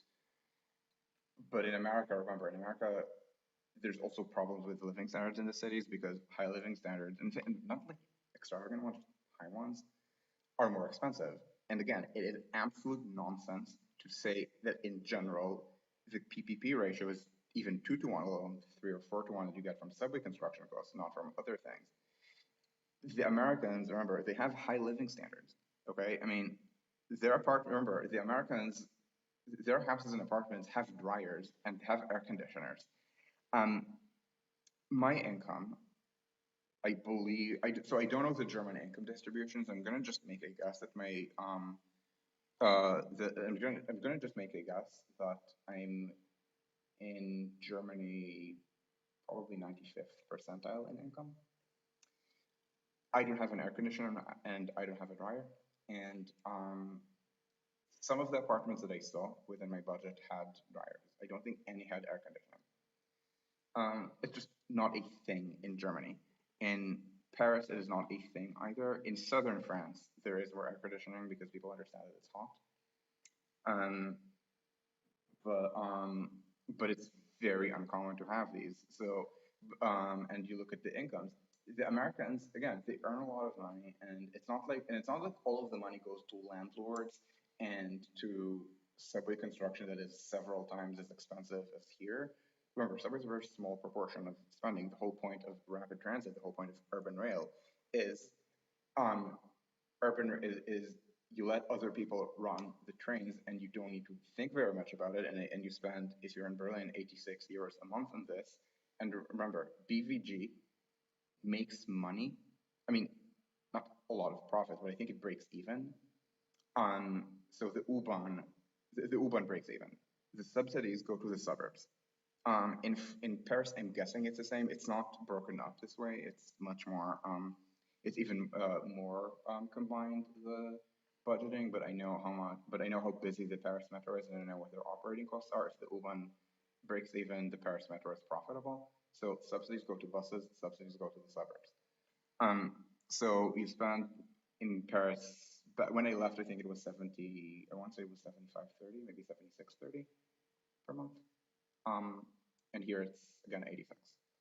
So that's not a lot of money.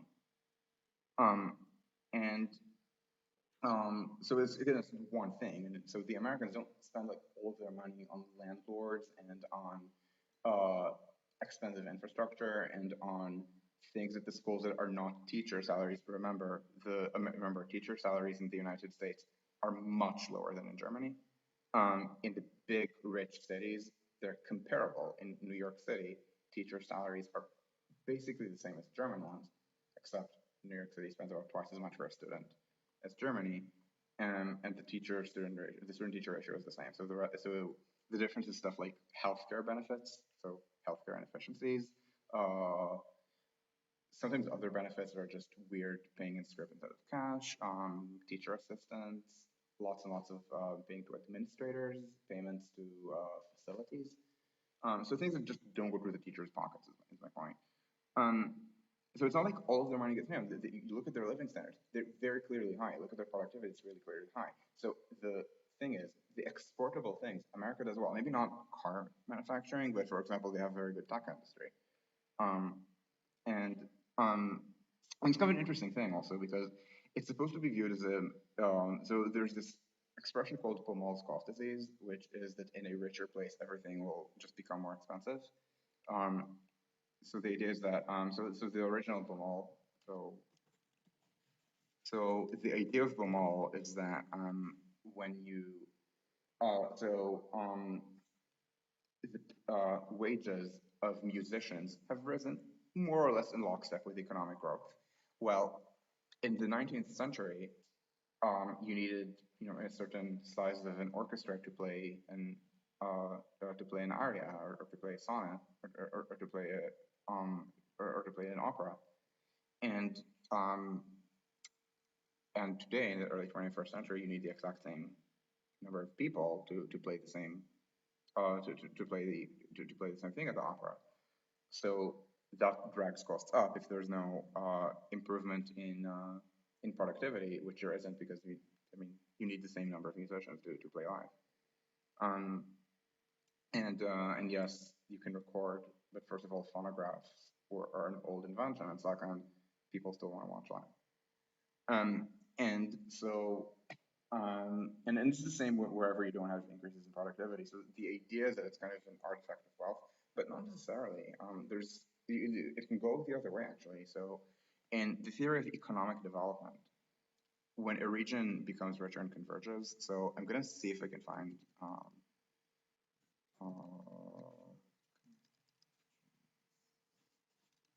Let me see if I can find it. So yes. So there is this pseudonymous there's this pseudonymous economist, an economic historian on Twitter named Pseudo Erasmus. The only personal thing known about him is that his partner. Wait, did he? Wait, there's no way he. There's no way he. Did he lock? Because I don't.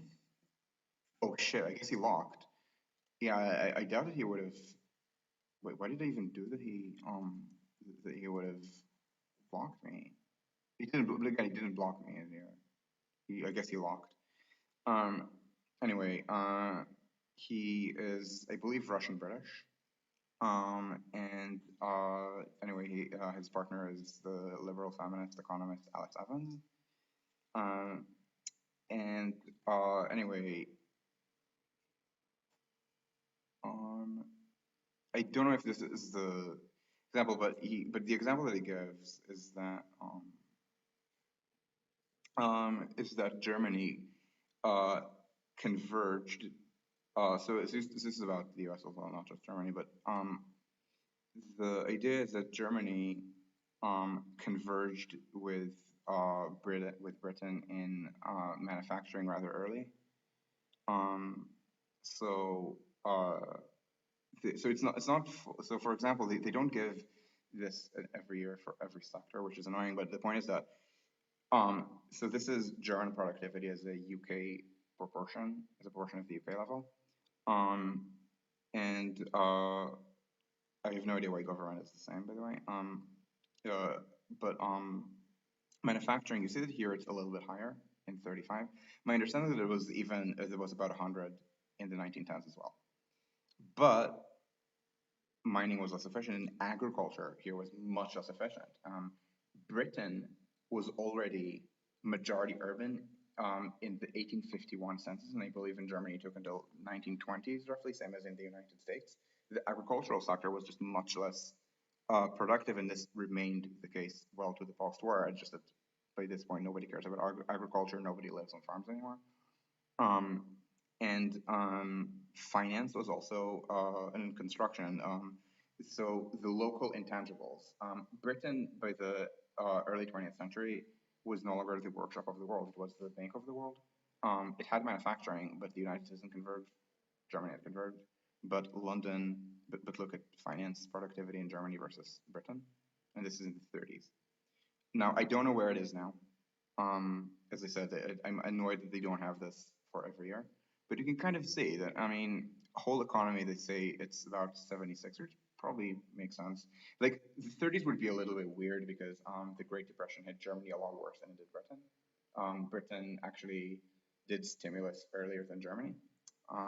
Germany only really started doing so at the beginning of 33. I believe the first stimulus was just before Hitler was appointed chancellor. That was by von Schleicher. And then Hitler kept doing the stimulus. Um, but actual convergence in GDP per capita between Germany and Britain took, I don't remember till when, but probably around here, like well into the German post-war economic miracle. Remember, in manufacturing, Germany was a hair above Britain in the 30s and well above in the 60s. And yeah, construction. I mean, I don't like this 35 versus 68 comparison because it's 30 years and literally a war and the reset button and the miracle happened in between. But it's kind of useful to understand this.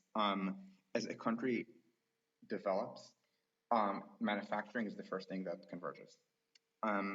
And in the economic development literature, something that I've seen in, I think in Branko Milanovic and also in Danny Roderick, one of the problems right now with third world economic growth is what Danny Roderick called premature de-industrialization. So the global economy is so efficient in manufacturing that manufacturing becomes less important than it used to be. So the way that Germany converged was through manufacturing in the late 19th century, early 20th, and then it converged in everything else in the 20th, and even overtook British productivity. Germany is a higher productivity economy than Britain. The U.S. also. I mean, not that Germany is also more than the U.S. It's not. They're comparable. The U.S. is also more productive than Britain. And Japan, likewise, and then Korea, Taiwan, now China, the convergence involved manufacturing. And you can see glimpses of that in other parts of Asia, like in Vietnam and Bangladesh. But India has a very small and underdeveloped manufacturing sector, and I think at this point, its manufacturing share of employment is actually decreasing. In Africa, it's a big problem.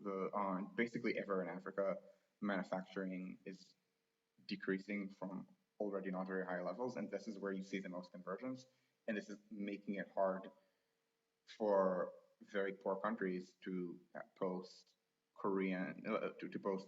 Korean or late 20th, very early 21st century Chinese growth rates. This is a big problem. So the point is the point in the making is that in, maybe not in manufacturing for things like cars, but in tradables, for example, finance, for example, tech, the United States is supremely high productivity. But then all these other things that usually come later in your development, the United States is just so much less productive in transportation because the United States, unable to build good public transit affordably, is forced to have a car-oriented transport policy because that is something that can be done with much less state coordination. It's going to be done with much less state capacity. This can be done at local scale and just accrete roads from the county level to a national network. This is what was done in the 1920s. There was, don't get me wrong, there was coordination, just much less than is necessary with public transportation because, for example, there's no sense of what a schedule is in cars. Cars don't have schedules. people who are used to cars and don't get public transit keep saying, "Oh, you're on someone else's schedule," as if it's a big problem that I have to wait 5 minutes sometimes to get on a train, to get on a train on the U-Bahn in Berlin. Um, ooh, thanks, thanks, Harlan.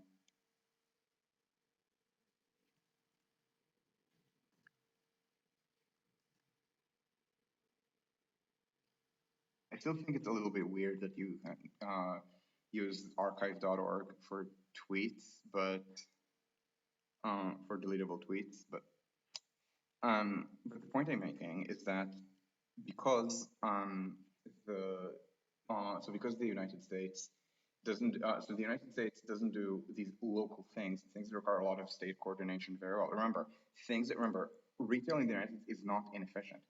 Urban retail is inefficient, but even that is not a matter of companies just not knowing how to do urban retail. Target knows how to do it perfectly well, and it's slowly expanding in New York with at just much lower price rate, at a much lower price range than things like Food Emporium or Seatown and I'm specifically merging Food Emporium, which is a very high end chain, with Seatown, which is a very low end one. Um, it's just being slowed down because, for example, urban NIMBYs managed to stymie the construction of these. You can find anti-gentrification people in New York who say our community doesn't need a Target, which is rather weird since Target offers lower prices. Um, if you look at who works at these higher end versus national chain stores in a gentrifying neighborhood, it's much likelier that at a chain that New York anti-gentrification people are likely to be opposed to, that it's going to employ local black people at the gentrification frontier of Brooklyn, which is unusually for American gentrification, an actual black gentrification frontier. Usually, black neighborhoods in America don't gentrify. Harlem, for example, barely is gentrifying, and you see more. I want to put gentrification in scare quotes in neighborhoods that were never poor, but just white, like middle class white ethnics, assimilated and became middle class white people without the ethnic part.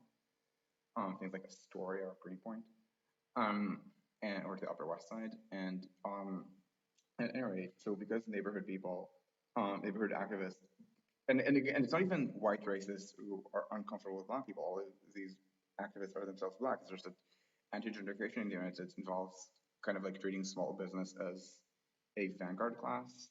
So if small business can't compete with big business, you need to limit big business rather than tell a small business to go work for someone else.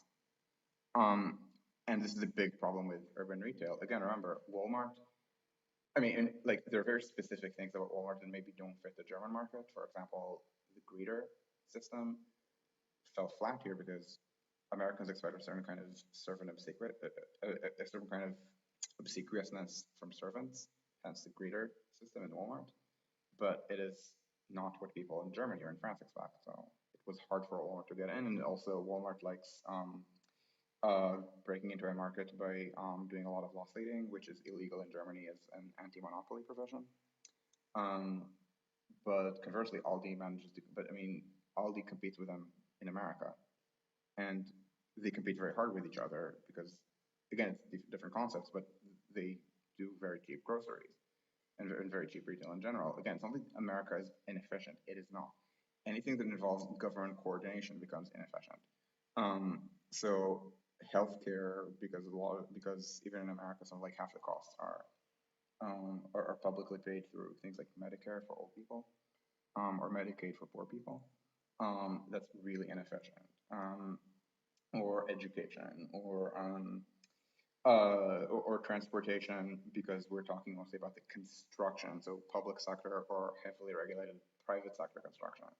And it's not even something that you can just get the government out of it completely. You never can. I mean, private schools still involve a certain level of coordination.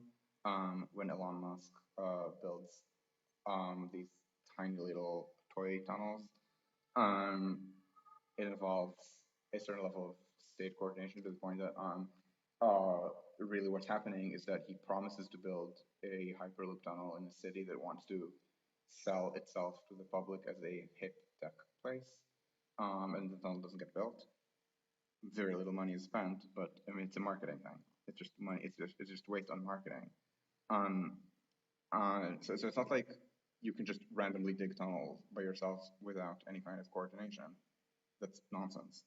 It's like one underground. There has to be some kind of coordination. Even in 19th century Britain, there was coordination. Parliament sometimes told competing firms to merge if their proposed lines were too close to each other. Um, and um, and again, urban retail to the extent not because of, not necessarily because of the physical or economic aspect of it, just because of the aspects of neighborhood activists who think that small business is inherently more moral than big business can block it in cities. Um, with construction, I don't even know what's going on with concrete construction in the United States, other than the NIMBYism as they think. But NIMBYism, like maybe NIMBYism makes it harder to bring in construction labor because construction labor has to be paid at local rates, and if you can't find them housing, then it's just much more expensive. Maybe that is a thing. But just so much of it is about coordination, and the result is that you get into these. Oh God, why? I mean, thank you for the web archive. It's just um. I mean, okay, yeah. So this is the thread. It's just somehow the web archive is very bad for threading. Um, but anyway, the point is that if you look at these service sector and at these services, especially anything that requires, again, things that don't necessarily get provided by government, housing isn't, but involve a lot of government coordination for things like how much housing is allowed to be built. Um, Suddenly you're talking about a euro dollar ratio that for some reason especially bad, it can be 3 or even 4 to 1, but for other things it's not. It's maybe 2 to 1, 2.5 to 1. But remember, PPP is 1.4 to 1. The Americans don't actually live at lower living standards than we do. I mean, yes, they have less insulated houses, so they have to retreat from the cities, but they have bigger apartments, bigger houses, they have dryers and air conditioners. It's not like America is a poor country. It's just not very good at things that involve either the public sector or things that should involve the public sector, even if they don't. So again, very high level coordination where there might be some kind of zoning question, some kind of labor question about labor supply or or about collective bargaining, anything involving health, education, again, transportation infrastructure. That's, as far as I can tell, the worst. The premium for urban transportation costs in the United States is, as far as I can tell, the worst. Yeah, home construction productivity has been stuck for 40 years in America. And Sudhir Rasmus made this claim either in that thread or in the subsidiary thread that Japan converged with the United States in manufacturing already in the 80s, but was still behind in retail and manufacturing. And he was linking to a Financial Times article from maybe 30 years ago saying that Japanese housing construction was very haphazard. I have no idea what was true then. And I was explaining that, well, maybe then, but right now you look at Japanese housing construction costs versus American ones. Japan is more efficient than the US in housing. Europe, same thing. It's kind of almost the reverse, in which, again, maybe not in manufacturing, but in tech, which is a lot like manufacturing, so very exportable, easy to convert in. The US is ahead, but then in local services, the United States is at best stagnant. In some cases, even worse. So costs are rising even faster than wages, because there's just more and more unnecessary stuff that gets stacked on, like bigger and bigger unnecessary ventilation structures. Where here, the ventilation is just built into the street for U5, that was a big thing for Second Avenue Subway, the big ventilation structure, or completely random noise regulations are not even about noise, but about someone thinking there's noise. Like in Toronto, the $1 billion being spent on noise walls for an electrification project for regional rail. They're making the trains less noisy, but because NIMBYs wanted noise walls, they're giving them noise walls because the NIMBYs think they're going to get noisier if there's more train service. So just because of the just this kind of unnecessary stuff, and slowly, and cities where at this point it's not even the small business class that's being the vanguard, it's maybe the children of the small business class, so it's getting kind of ossified. Um, so yeah, it's a giant problem in the United States. But here, don't get me wrong, we have problems with growth and construction costs. France has them worse than Germany. Germany was high 30 years ago, but it hasn't risen very much in the last 30 years. France was low 30 years ago, but at this point is kind of overtaken Germany, maybe, or is about to do so in rail construction costs. And it's just that right now we have much more efficient services. And I'm going to talk somewhat about education and health because these are very big things, but it's not my expertise. My expertise is transportation and infrastructure and construction. There, the gap is the biggest, especially when you do New York versus Paris, and not, let's say, LA versus Paris or San Francisco versus Paris. That's the main thing with coordination that I keep harping on. As soon as you don't need this kind of coordination, if you can just plop a subdivision in the suburbs and build out of wood, that's fine. I mean, the Americans build perfectly cheaply. And yes, maybe some of that is slightly outsourced to the public sector in hidden ways, but it's very small. Things like U.S. construction is not fireproof at all. So the houses are made out of wood. The open plans are very conducive to fire spread. So this is, by the way, so you may have seen Tyler Cowen complain that the U.S. keeps hiring more and more firefighters, even though there are fewer fighters. And the issue is that in the United States, yes, the throughput is better, but the latency gets worse. Like you hire firefighters based on how close a fire station needs to be to every building.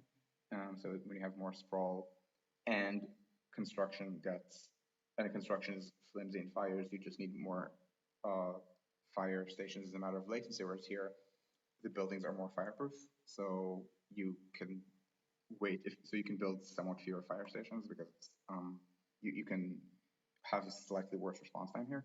But again, it's in the margin. In general, when it's just housing construction, it's basically the same cost in the United States as here. But in the United States, it has to be single family. It has to be out of wood. So probably we're talking single family, maybe missing metal, so like a triple decker. It has to be in a greenfield subdivision because anywhere where people already live will have NIMBYs, and the United States does not really have a good way of building things over NIMBY objections, or it does, but the politicians are too cowardly to actually use the power that they have. And so you absolutely have a lot of construction in America in certain exurban areas, like in suburban Texas, it's a big thing. Infill, sometimes, not a lot. I mean, the number one metropolitan area between Europe and the United States, and between Europe and North America in absolute construction rate is Paris. Ile-de-France is about 70,000, 80,000 a year. Pre-current maybe even peaked something starting with a 9. In the United States, number one is not New York because it's very NIMBY. It's Dallas, which is 50-something thousand. So maybe a little bit more than Paris per capita, but much more exurban, much more just new subdivisions. Because I don't know about the politics of it in Dallas, but I know in Houston, there was such NIMBY opposition to the Ashby high-rise that even though I believe the Ashby high-rise was actually built, it means that future high-rises in Houston are very unlikely to be built.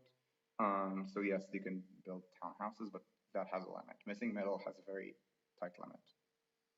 And whereas in Paris, yeah, it would plop down mid-rises over disused factories, not over single-family houses. Unfortunately, they don't replace residential in Europe, and this is in the long run a big problem. But they absolutely do replace disused factories, rail yards. If there's a gap in development and they're about to build a train station there, they will build there, is the thing.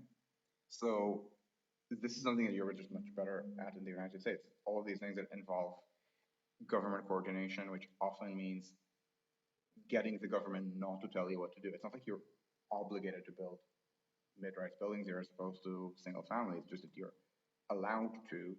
And if an NIMBY doesn't like it, well, the NIMBY is free to move to somewhere in Brandenburg with Nazis. And whereas in the United States, there's a lot of this kind of local government, localism at the point where it's not even, doesn't even make sense to distinguish the government from just powerful individuals at the neighborhood scale or at the scale of a very tiny suburb. And that is the big problem. That is the big construction cost issue. And again, with infrastructure, there are also additional bad things, but a lot of it comes from random NIMBYs making unreasonable demands that nobody thinks to say no to, whether it's the community path in Somerville or whether it's that's for our Boston case, or whether it's laws saying that you can't do 24/7 construction, you have to only do construction during the daytime, or maybe there's freight rail and they don't know, or there's existing passenger rail, again, GLX with a low line, and it's the opposite. They only can do construction at night because they don't think how to divert the line or something, especially during Corona, when there was basically no commuter ridership. I think it was off by 96%, so it was 1/25 of normal ridership, I believe. So because of that, the Americans built infrastructure really inefficiently, so that forced them to also have very inefficient transportation system, because that forced them into a transportation system that requires very low levels of coordination and instead substitutes just very high quantities of money for it. The idea that you could live a comfortable lifestyle in American suburbia on 86 euros a month, that's unthinkable. You need to be spending how many hundreds of dollars a month on car pay, including fuel, the occasional maintenance, interest rate on actually buying the car. I mean, I think the Americans spend something like six. I never remember this. They used to link. I think I quote a link in an older video. Something like $6,000, I believe, per car a year. So it's $500 a month. And now I do want to caution something. The NIMBYs have informal power. It's not formal power, and often the complaints about NIMBYs lead to kind of the only thing to fear is fear itself mentality, or rather the only thing to fear is fear itself problem, in which the fear of NIMBYs leads to worse outcomes than the actual NIMBYs. So it's not like people are going to stop you if you don't build the noise walls. You can say no and actually argue with them that you're reducing noise levels. It's not like NIMBYs forced the Pacheco routing for California high-speed rail. If anything, the use of NIMBYs was an excuse to build Pacheco rather than Altamont. A lot of it is, again, as I'm saying, at some level, when you go local enough, the distinction between powerful individual and state vanishes, and this is where you want to have state empowerment and not community empowerment, because you want the separation to be clearer. In Germany, for all of the corruption problems, Deutsche Bank is distinct from the German state. And Deutsche Bank is, I think, the most intertwined with the state big corporation here. I mean, the idea that BMW is intertwined with the German state, I mean, sure, in Bavaria, they think that what's good for BMW is good for Germany, but there's BMW and there's a German state, and these are two different things. And at the local level, that distinction breaks down, and when you empower local actors for bigger things, like with California high-speed rail, yeah, Rod Dearden doesn't care what construction costs. He doesn't have to pay them. He doesn't see like a state. He sees like a San Jose power broker who wants a big San Jose station because of San Jose's desire for the Grand Central of the West out of its inferiority complex towards San Francisco. That is all that there is to it. Same thing with the San Jose subway. And yeah.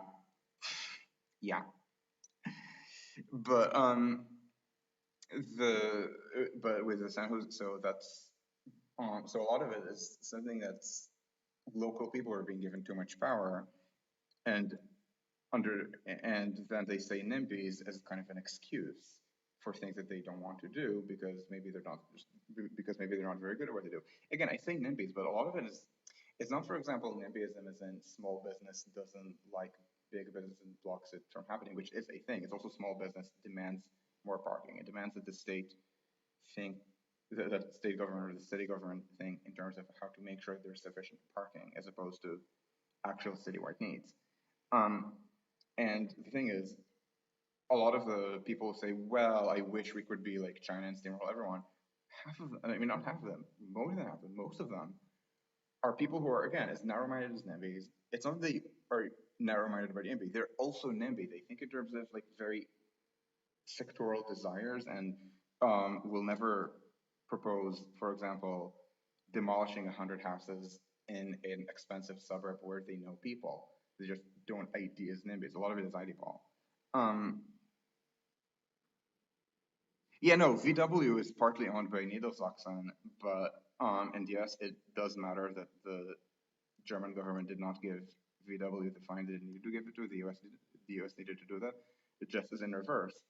It was the EU that needed to discipline Google and Facebook with their violations of privacy and with their monopolization.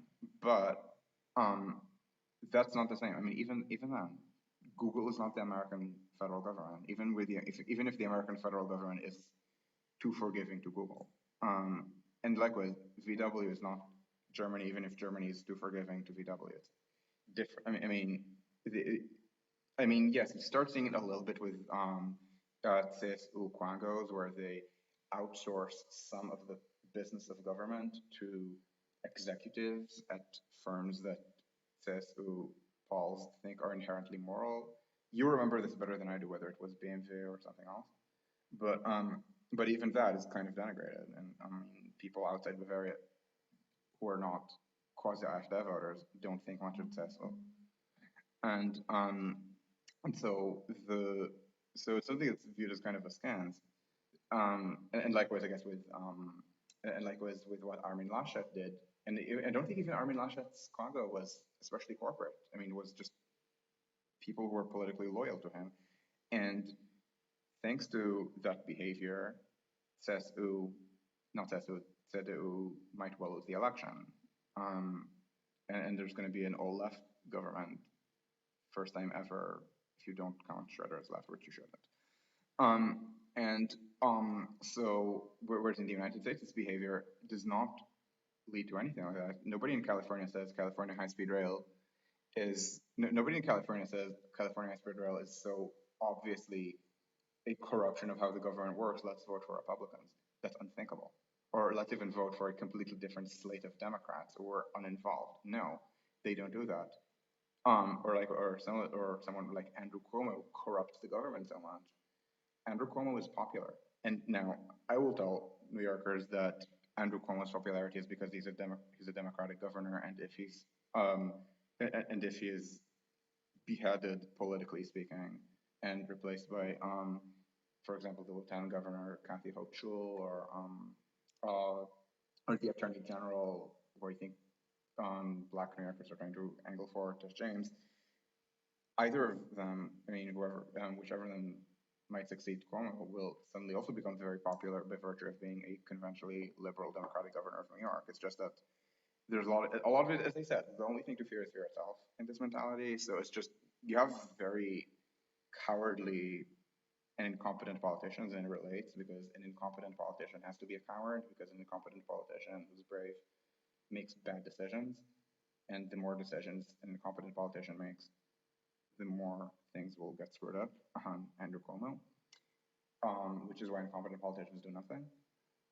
It's kind of evolutionary selection. If they do too much, their incompetence is in public. Cuomo suddenly is vulnerable. He wasn't a year ago. And all of this is because he made a decision during Corona, and because Cuomo is incompetent, every decision he makes is bad. But even then, that is not ruining his popularity, because the public is used to this. The public does not expect. So it's kind of a thing where in the United States, government doesn't work. Anything that should be done by the government. So it's not like you can privatize, because again, privatization is a government program. The government oversight remains a government program. The itch that was scratched in Japan, for example, in privatization is not the problem that is happening in the United States. JNR wasn't incompetent. It was overstaffed and had a lot of unprofitable rural branch lines. So they closed the branch lines or gave them to prefectures to subsidize. In kind of the same way that over here they downgrade intercity lines to regional lines for state subsidies, except in Japan. They did it at smaller scale because in Japan, urban commuter lines are still profitable. And then they let go of most of the labor force and placed it in private sector work through a lot of coordination with unions. And this is not what the problem in the United States. The problem in the United States is the regulators don't know what they're doing when it comes to infrastructure, and especially the people building it don't know anything of what they're doing. And I mean, so I'm kind of positing a world to you in which, in so many things, Europe is literally twice as efficient as the United States, maybe even 3 times as efficient as the United States. And Americans will not think, okay, given this, how can we become more like Germany? How can we become more like that, more like France? They don't think this way. They think they're the best at everything. You tell them that France does something better than them, they will take it as a personal challenge to do better than France without learning from France. Or they will take it as a personal challenge to bypass bypass what is needed, and this is why they keep listening to Elon Musk, who promises them pain-free commutes without learning from Europe. This is essentially why this is essentially Musk's marketing. It's kind of a wounded national pride, except you can't eat pride. You can eat food, you can eat things that generate money that you can trade for food, and that is the problem in the United States. It's a coordination problem. The state is not a coercive body. It can be coercive, but I mean, local actors can be coercive as well. I mean, the police brutality in the United States, or even worse, the police brutality in, let's say, Brazil, Philippines, Venezuela, that's not top-down state coercion. I mean, the state empowers this, the state encourages this, but it's ultimately an individual cop who makes a decision.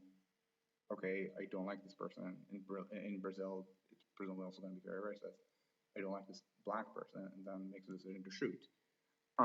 The state is not fundamentally a coercive body. The state is fundamentally a coordinating body. If society wants to be coercive, sure, the state needs to be coercive. If society wants not to be coercive, the state needs to protect people from coercion. And in the United States, it's just not being done very well, because in the United States, the idea that the state needs to restrain local extraction, the state needs to restrain local venality, that the state needs to repress local selfishness. The Americans don't get this, and this is why even politicians who have the ability to do so don't think in these terms. Again, these are incompetent politicians, so they're selected to be cowards, and so they will not make any big change, or any change that looks big, because even if they don't realize they're incompetent, if they weren't cowards, they would have made bad decisions already and been thrown away. That is the big problem in the United States, and this is the big construction cost issue. Again, infrastructure is even worse. So infrastructure has some additional things with engineering, but a lot of it comes from just bad decisions in which very much the fish rots from the head. The fish very much rots from the head, and I cringe when people complain about middle management. Middle management might be bad. Senior management is always worse. Political appointees are even worse. And in the United States, and in New York at least, Andrew Cuomo sits atop a pile of shit as the king of New York. And I think I'm going to stop here before I rant too much about the biggest killer of New Yorkers in history. But if people have questions, I will take questions. And I will try to end at 8:40, so right now it's 8:29, because that's a 2.5-hour video. So if people have questions, just shoot.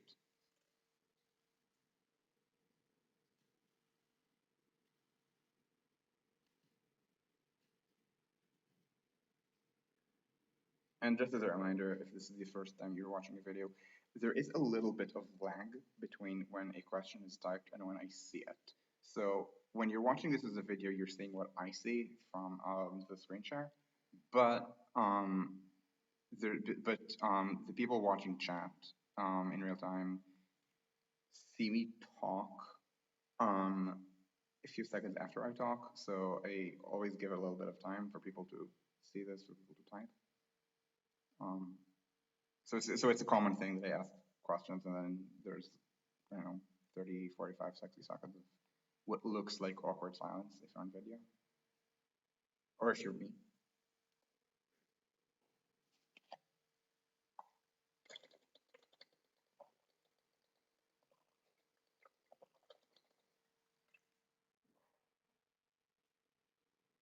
Do I think they should build one high-speed rail line to know how to learn to build cheap? No. So first of all, if you just experiment, you will fail because again, the Americans don't know how to build things, so their experiment will not be done very well. And it's very easy to lock in high construction costs. And this is a thing in Taiwan. Yeah, no, Fresno Bakersfield is a really good example of what not to do because it's a line that should be very easy to build, but there are always little hitches. There are always little hitches, and they've dealt with the little hitches abnormally poorly, all of them. And now they keep saying, "Oh well, we needed to do this," and instead of and the bottom line is they're not saying, "Yeah, it cost us X to build Bakersfield to Merced, and now we've learned it's going to cost us less than X to build, for example, Merced to Sacramento." They never say that. Whenever people talk about lessons learned, ask them why costs keep rising. Because costs shouldn't be rising. There are construction cost indices, but it's kind of weird to average these things out. It's like saying I mean, if someone says, well, of course Trump is corrupt, the average American president over the previous 4 years were corrupt. Well, yes, Trump was I mean, or so you shouldn't be averaging things that center so much this kind of bad behavior. And so no, the U.S. needs to hit the reset button on intercity rail and to a large extent also on commuter rail. Learn how to build cheap construction. This means actually sending people not for a 1 week docket, but for least months on exchange to learn how people build things in France and Spain, how they run service in Switzerland and the Netherlands and Austria, maybe in Germany, and implement that on the Northeast corridor. You want to do it on the highest productivity line, just because the Northeast corridor is so productive as they build high-speed lines. And every year you don't build it, you actually lose out a non-trivial amount of national productivity. Anyway, I hope I answered that question. Super random. I lived in the Riviera. Okay, yeah. So LGVPK is a horrific disaster. Due to NIMBYs, in fact, in part, not purely, but in part. And what do I think about the public transport there? So I'd never lived in Nice. I lived let's call it Monaco and Pointe. So Monaco, Capita, and Menton.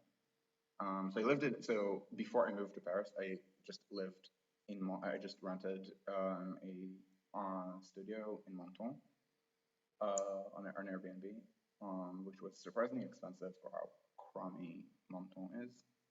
And it's generally a crummy area. I mean, complete with a landlady who looked about 37, 38, and was 26.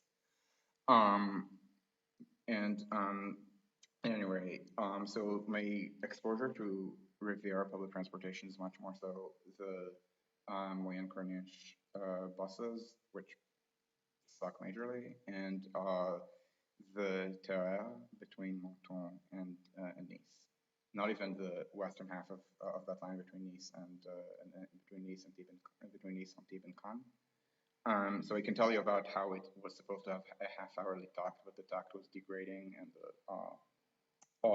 not like degrading as in humiliating the passenger, like degrading in I saw from year to year when I visited and then lived there that the takt was getting less regular, and by 2016, which was when I was last there, the trains were often kind of on a takt in that the takt was half-hourly and the trains were always half an hour late. So, and the worst thing was when they were 25 minutes late all the time, because I would time myself to get to the train station 2 minutes before the train, but the previous train had just departed and the next train would only arrive in like 20 something minutes. But yeah, Nice does open on urban transport. France is kind of a mini North America outside Paris. I mean, in Paris the RER is good, but outside Paris, outside Ile-de-France, the TERs are rather terrible. Better than their American counterparts, better than our Canadian counterparts. Don't get me wrong, but French urban transit is very much metro and light rail, and not TER, unfortunately.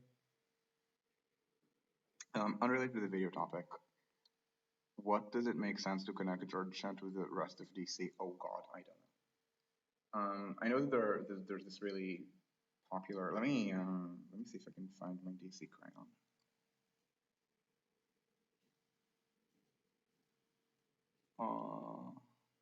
It's gonna be SVG.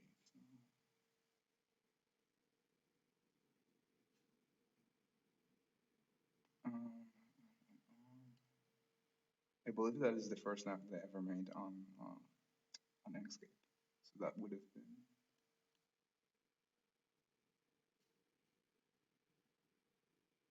So I'm looking for something that is from 2017. Not Southport. Not right Greenwich. This is something different. Not my various New York crayon. I can't find it. This is a map that I know that I blogged, and everyone and Matt Iglesias then reblogged it and attributed it to me, even though the idea is not due to me, it's due to someone who at the time was postdocing as an economist, I think at the Fed, and has since gotten a tenure track job, possibly even tenure at MIT, studying urban economics. Her name is Devin Bunton. She is amazing. So the idea that they can't find right now.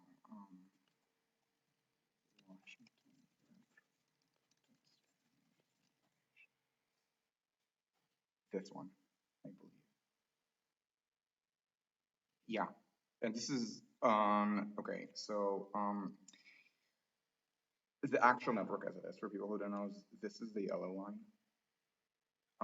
So the parts that are in dash are the ones that don't exist. So that I'm proposing. So this is the yellow line. It runs along. It runs together with the green line. So it's got kind of branches of the same system up till here, and then the green line is this.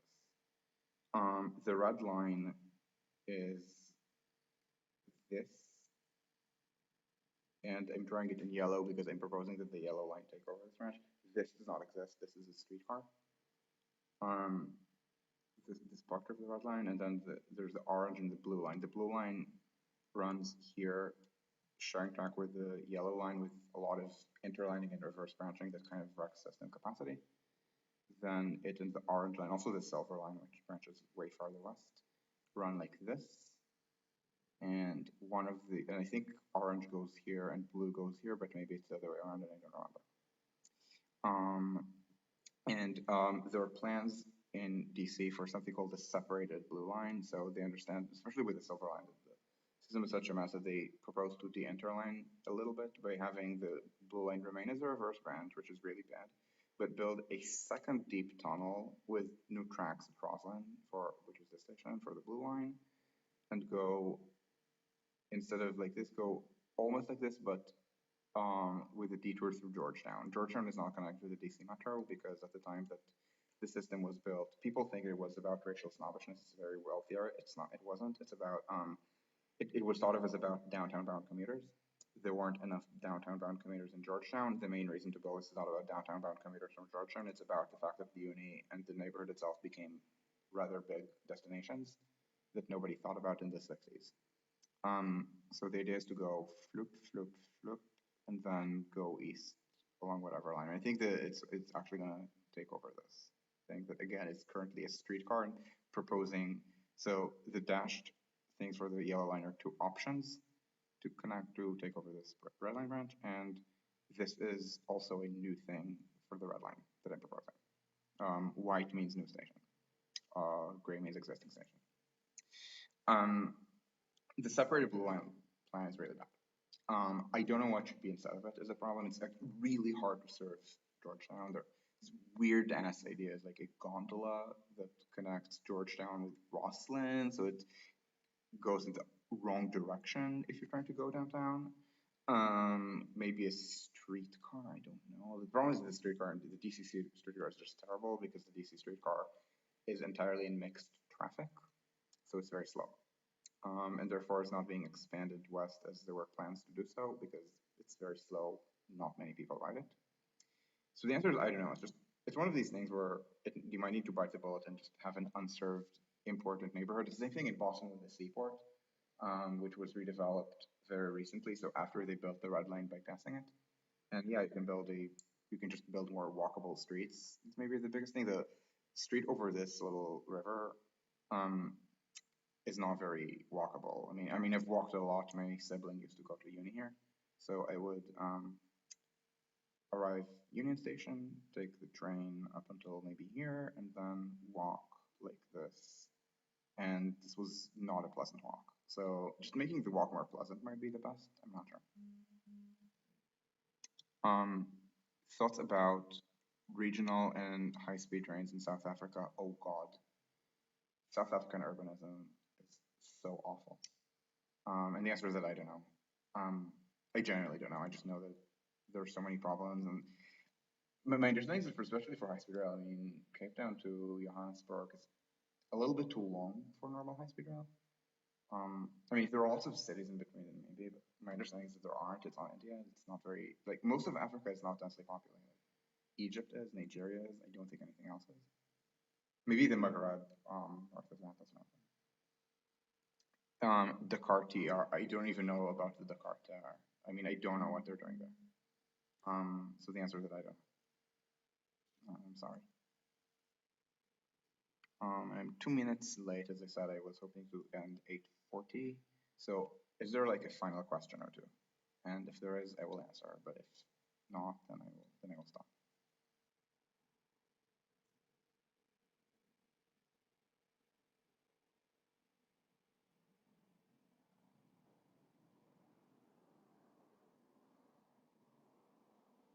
Thank you. I will upload this soon, as well as the video from last week, which I don't think went as well as I was expecting. The one about third world, generally developing world, so not just countries you would call third world rapid transit.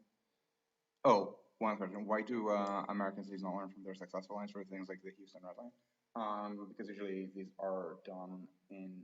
Okay, so first of all, the Houston Red Line.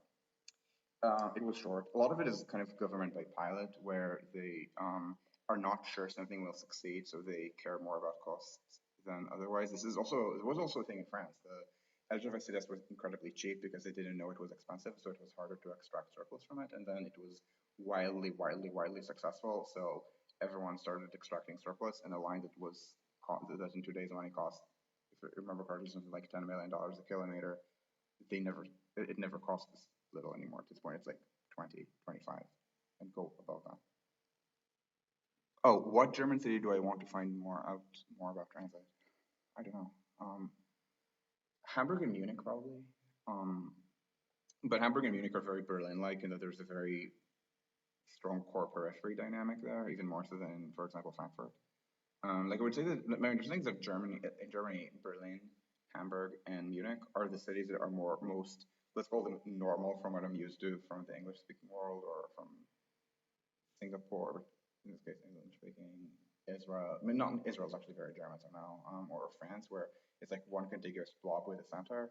Whereas in, for example, where you live in Köln, it's not like that at all. Yes, Köln has suburbs, but the point of the Rhine-Ruhr is that you have this complex of, 7 or 8 different centers: Köln, Düsseldorf, Wuppertal, Duisburg, Essen, Dortmund, and I guess Bochum also has its own dedicated Stadtbahn tunnel.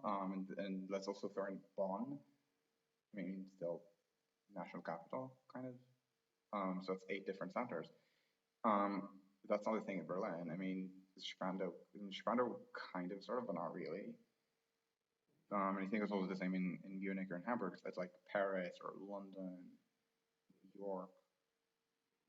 So Hamburg and Munich are, so I know that Hamburg and Munich are kind of atypical for this, but these are cities I definitely want to visit. I made plans to visit, and then the corona happened. I made more plans to visit, and then the second wave happened. Oh, Gelsenkirchen has its own tunnel too, but I thought the Gelsenkirchen tunnel was part of the Essen system. I thought it was not a separate central system the way that that Bochum has one line that just goes north-south through Bochum. Let alone, let's say, Dortmund, where it's just a separate city from Essen, right? Dortmund has this really neat triangle. I know someone who was working on public transit in Bielefeld, of all places. Oh, it's interconnected to both Essen and Bochum.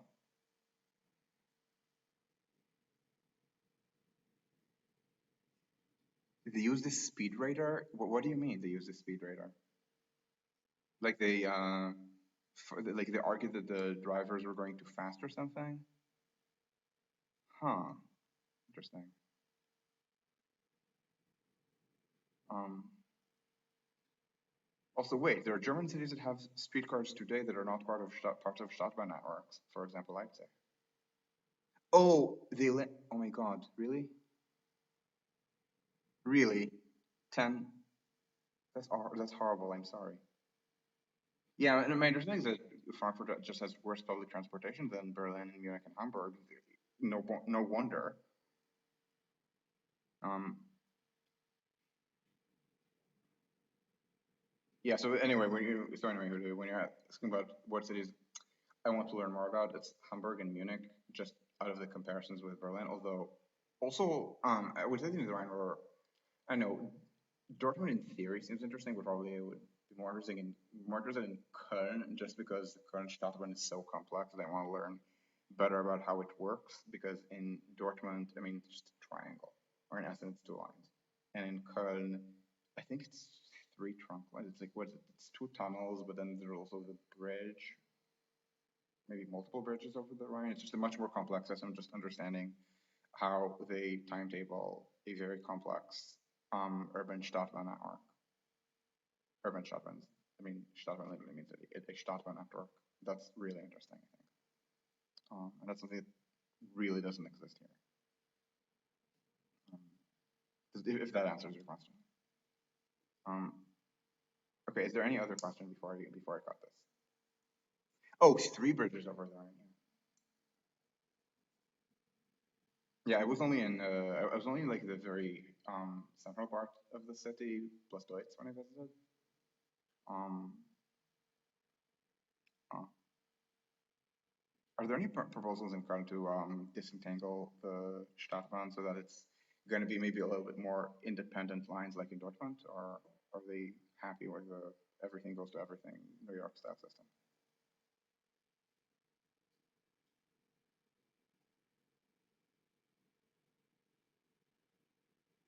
And anyway, after this, I really need to stop. I guess you guys see the muting. The mute is because I'm worried that my computer is making too much noise when I don't talk.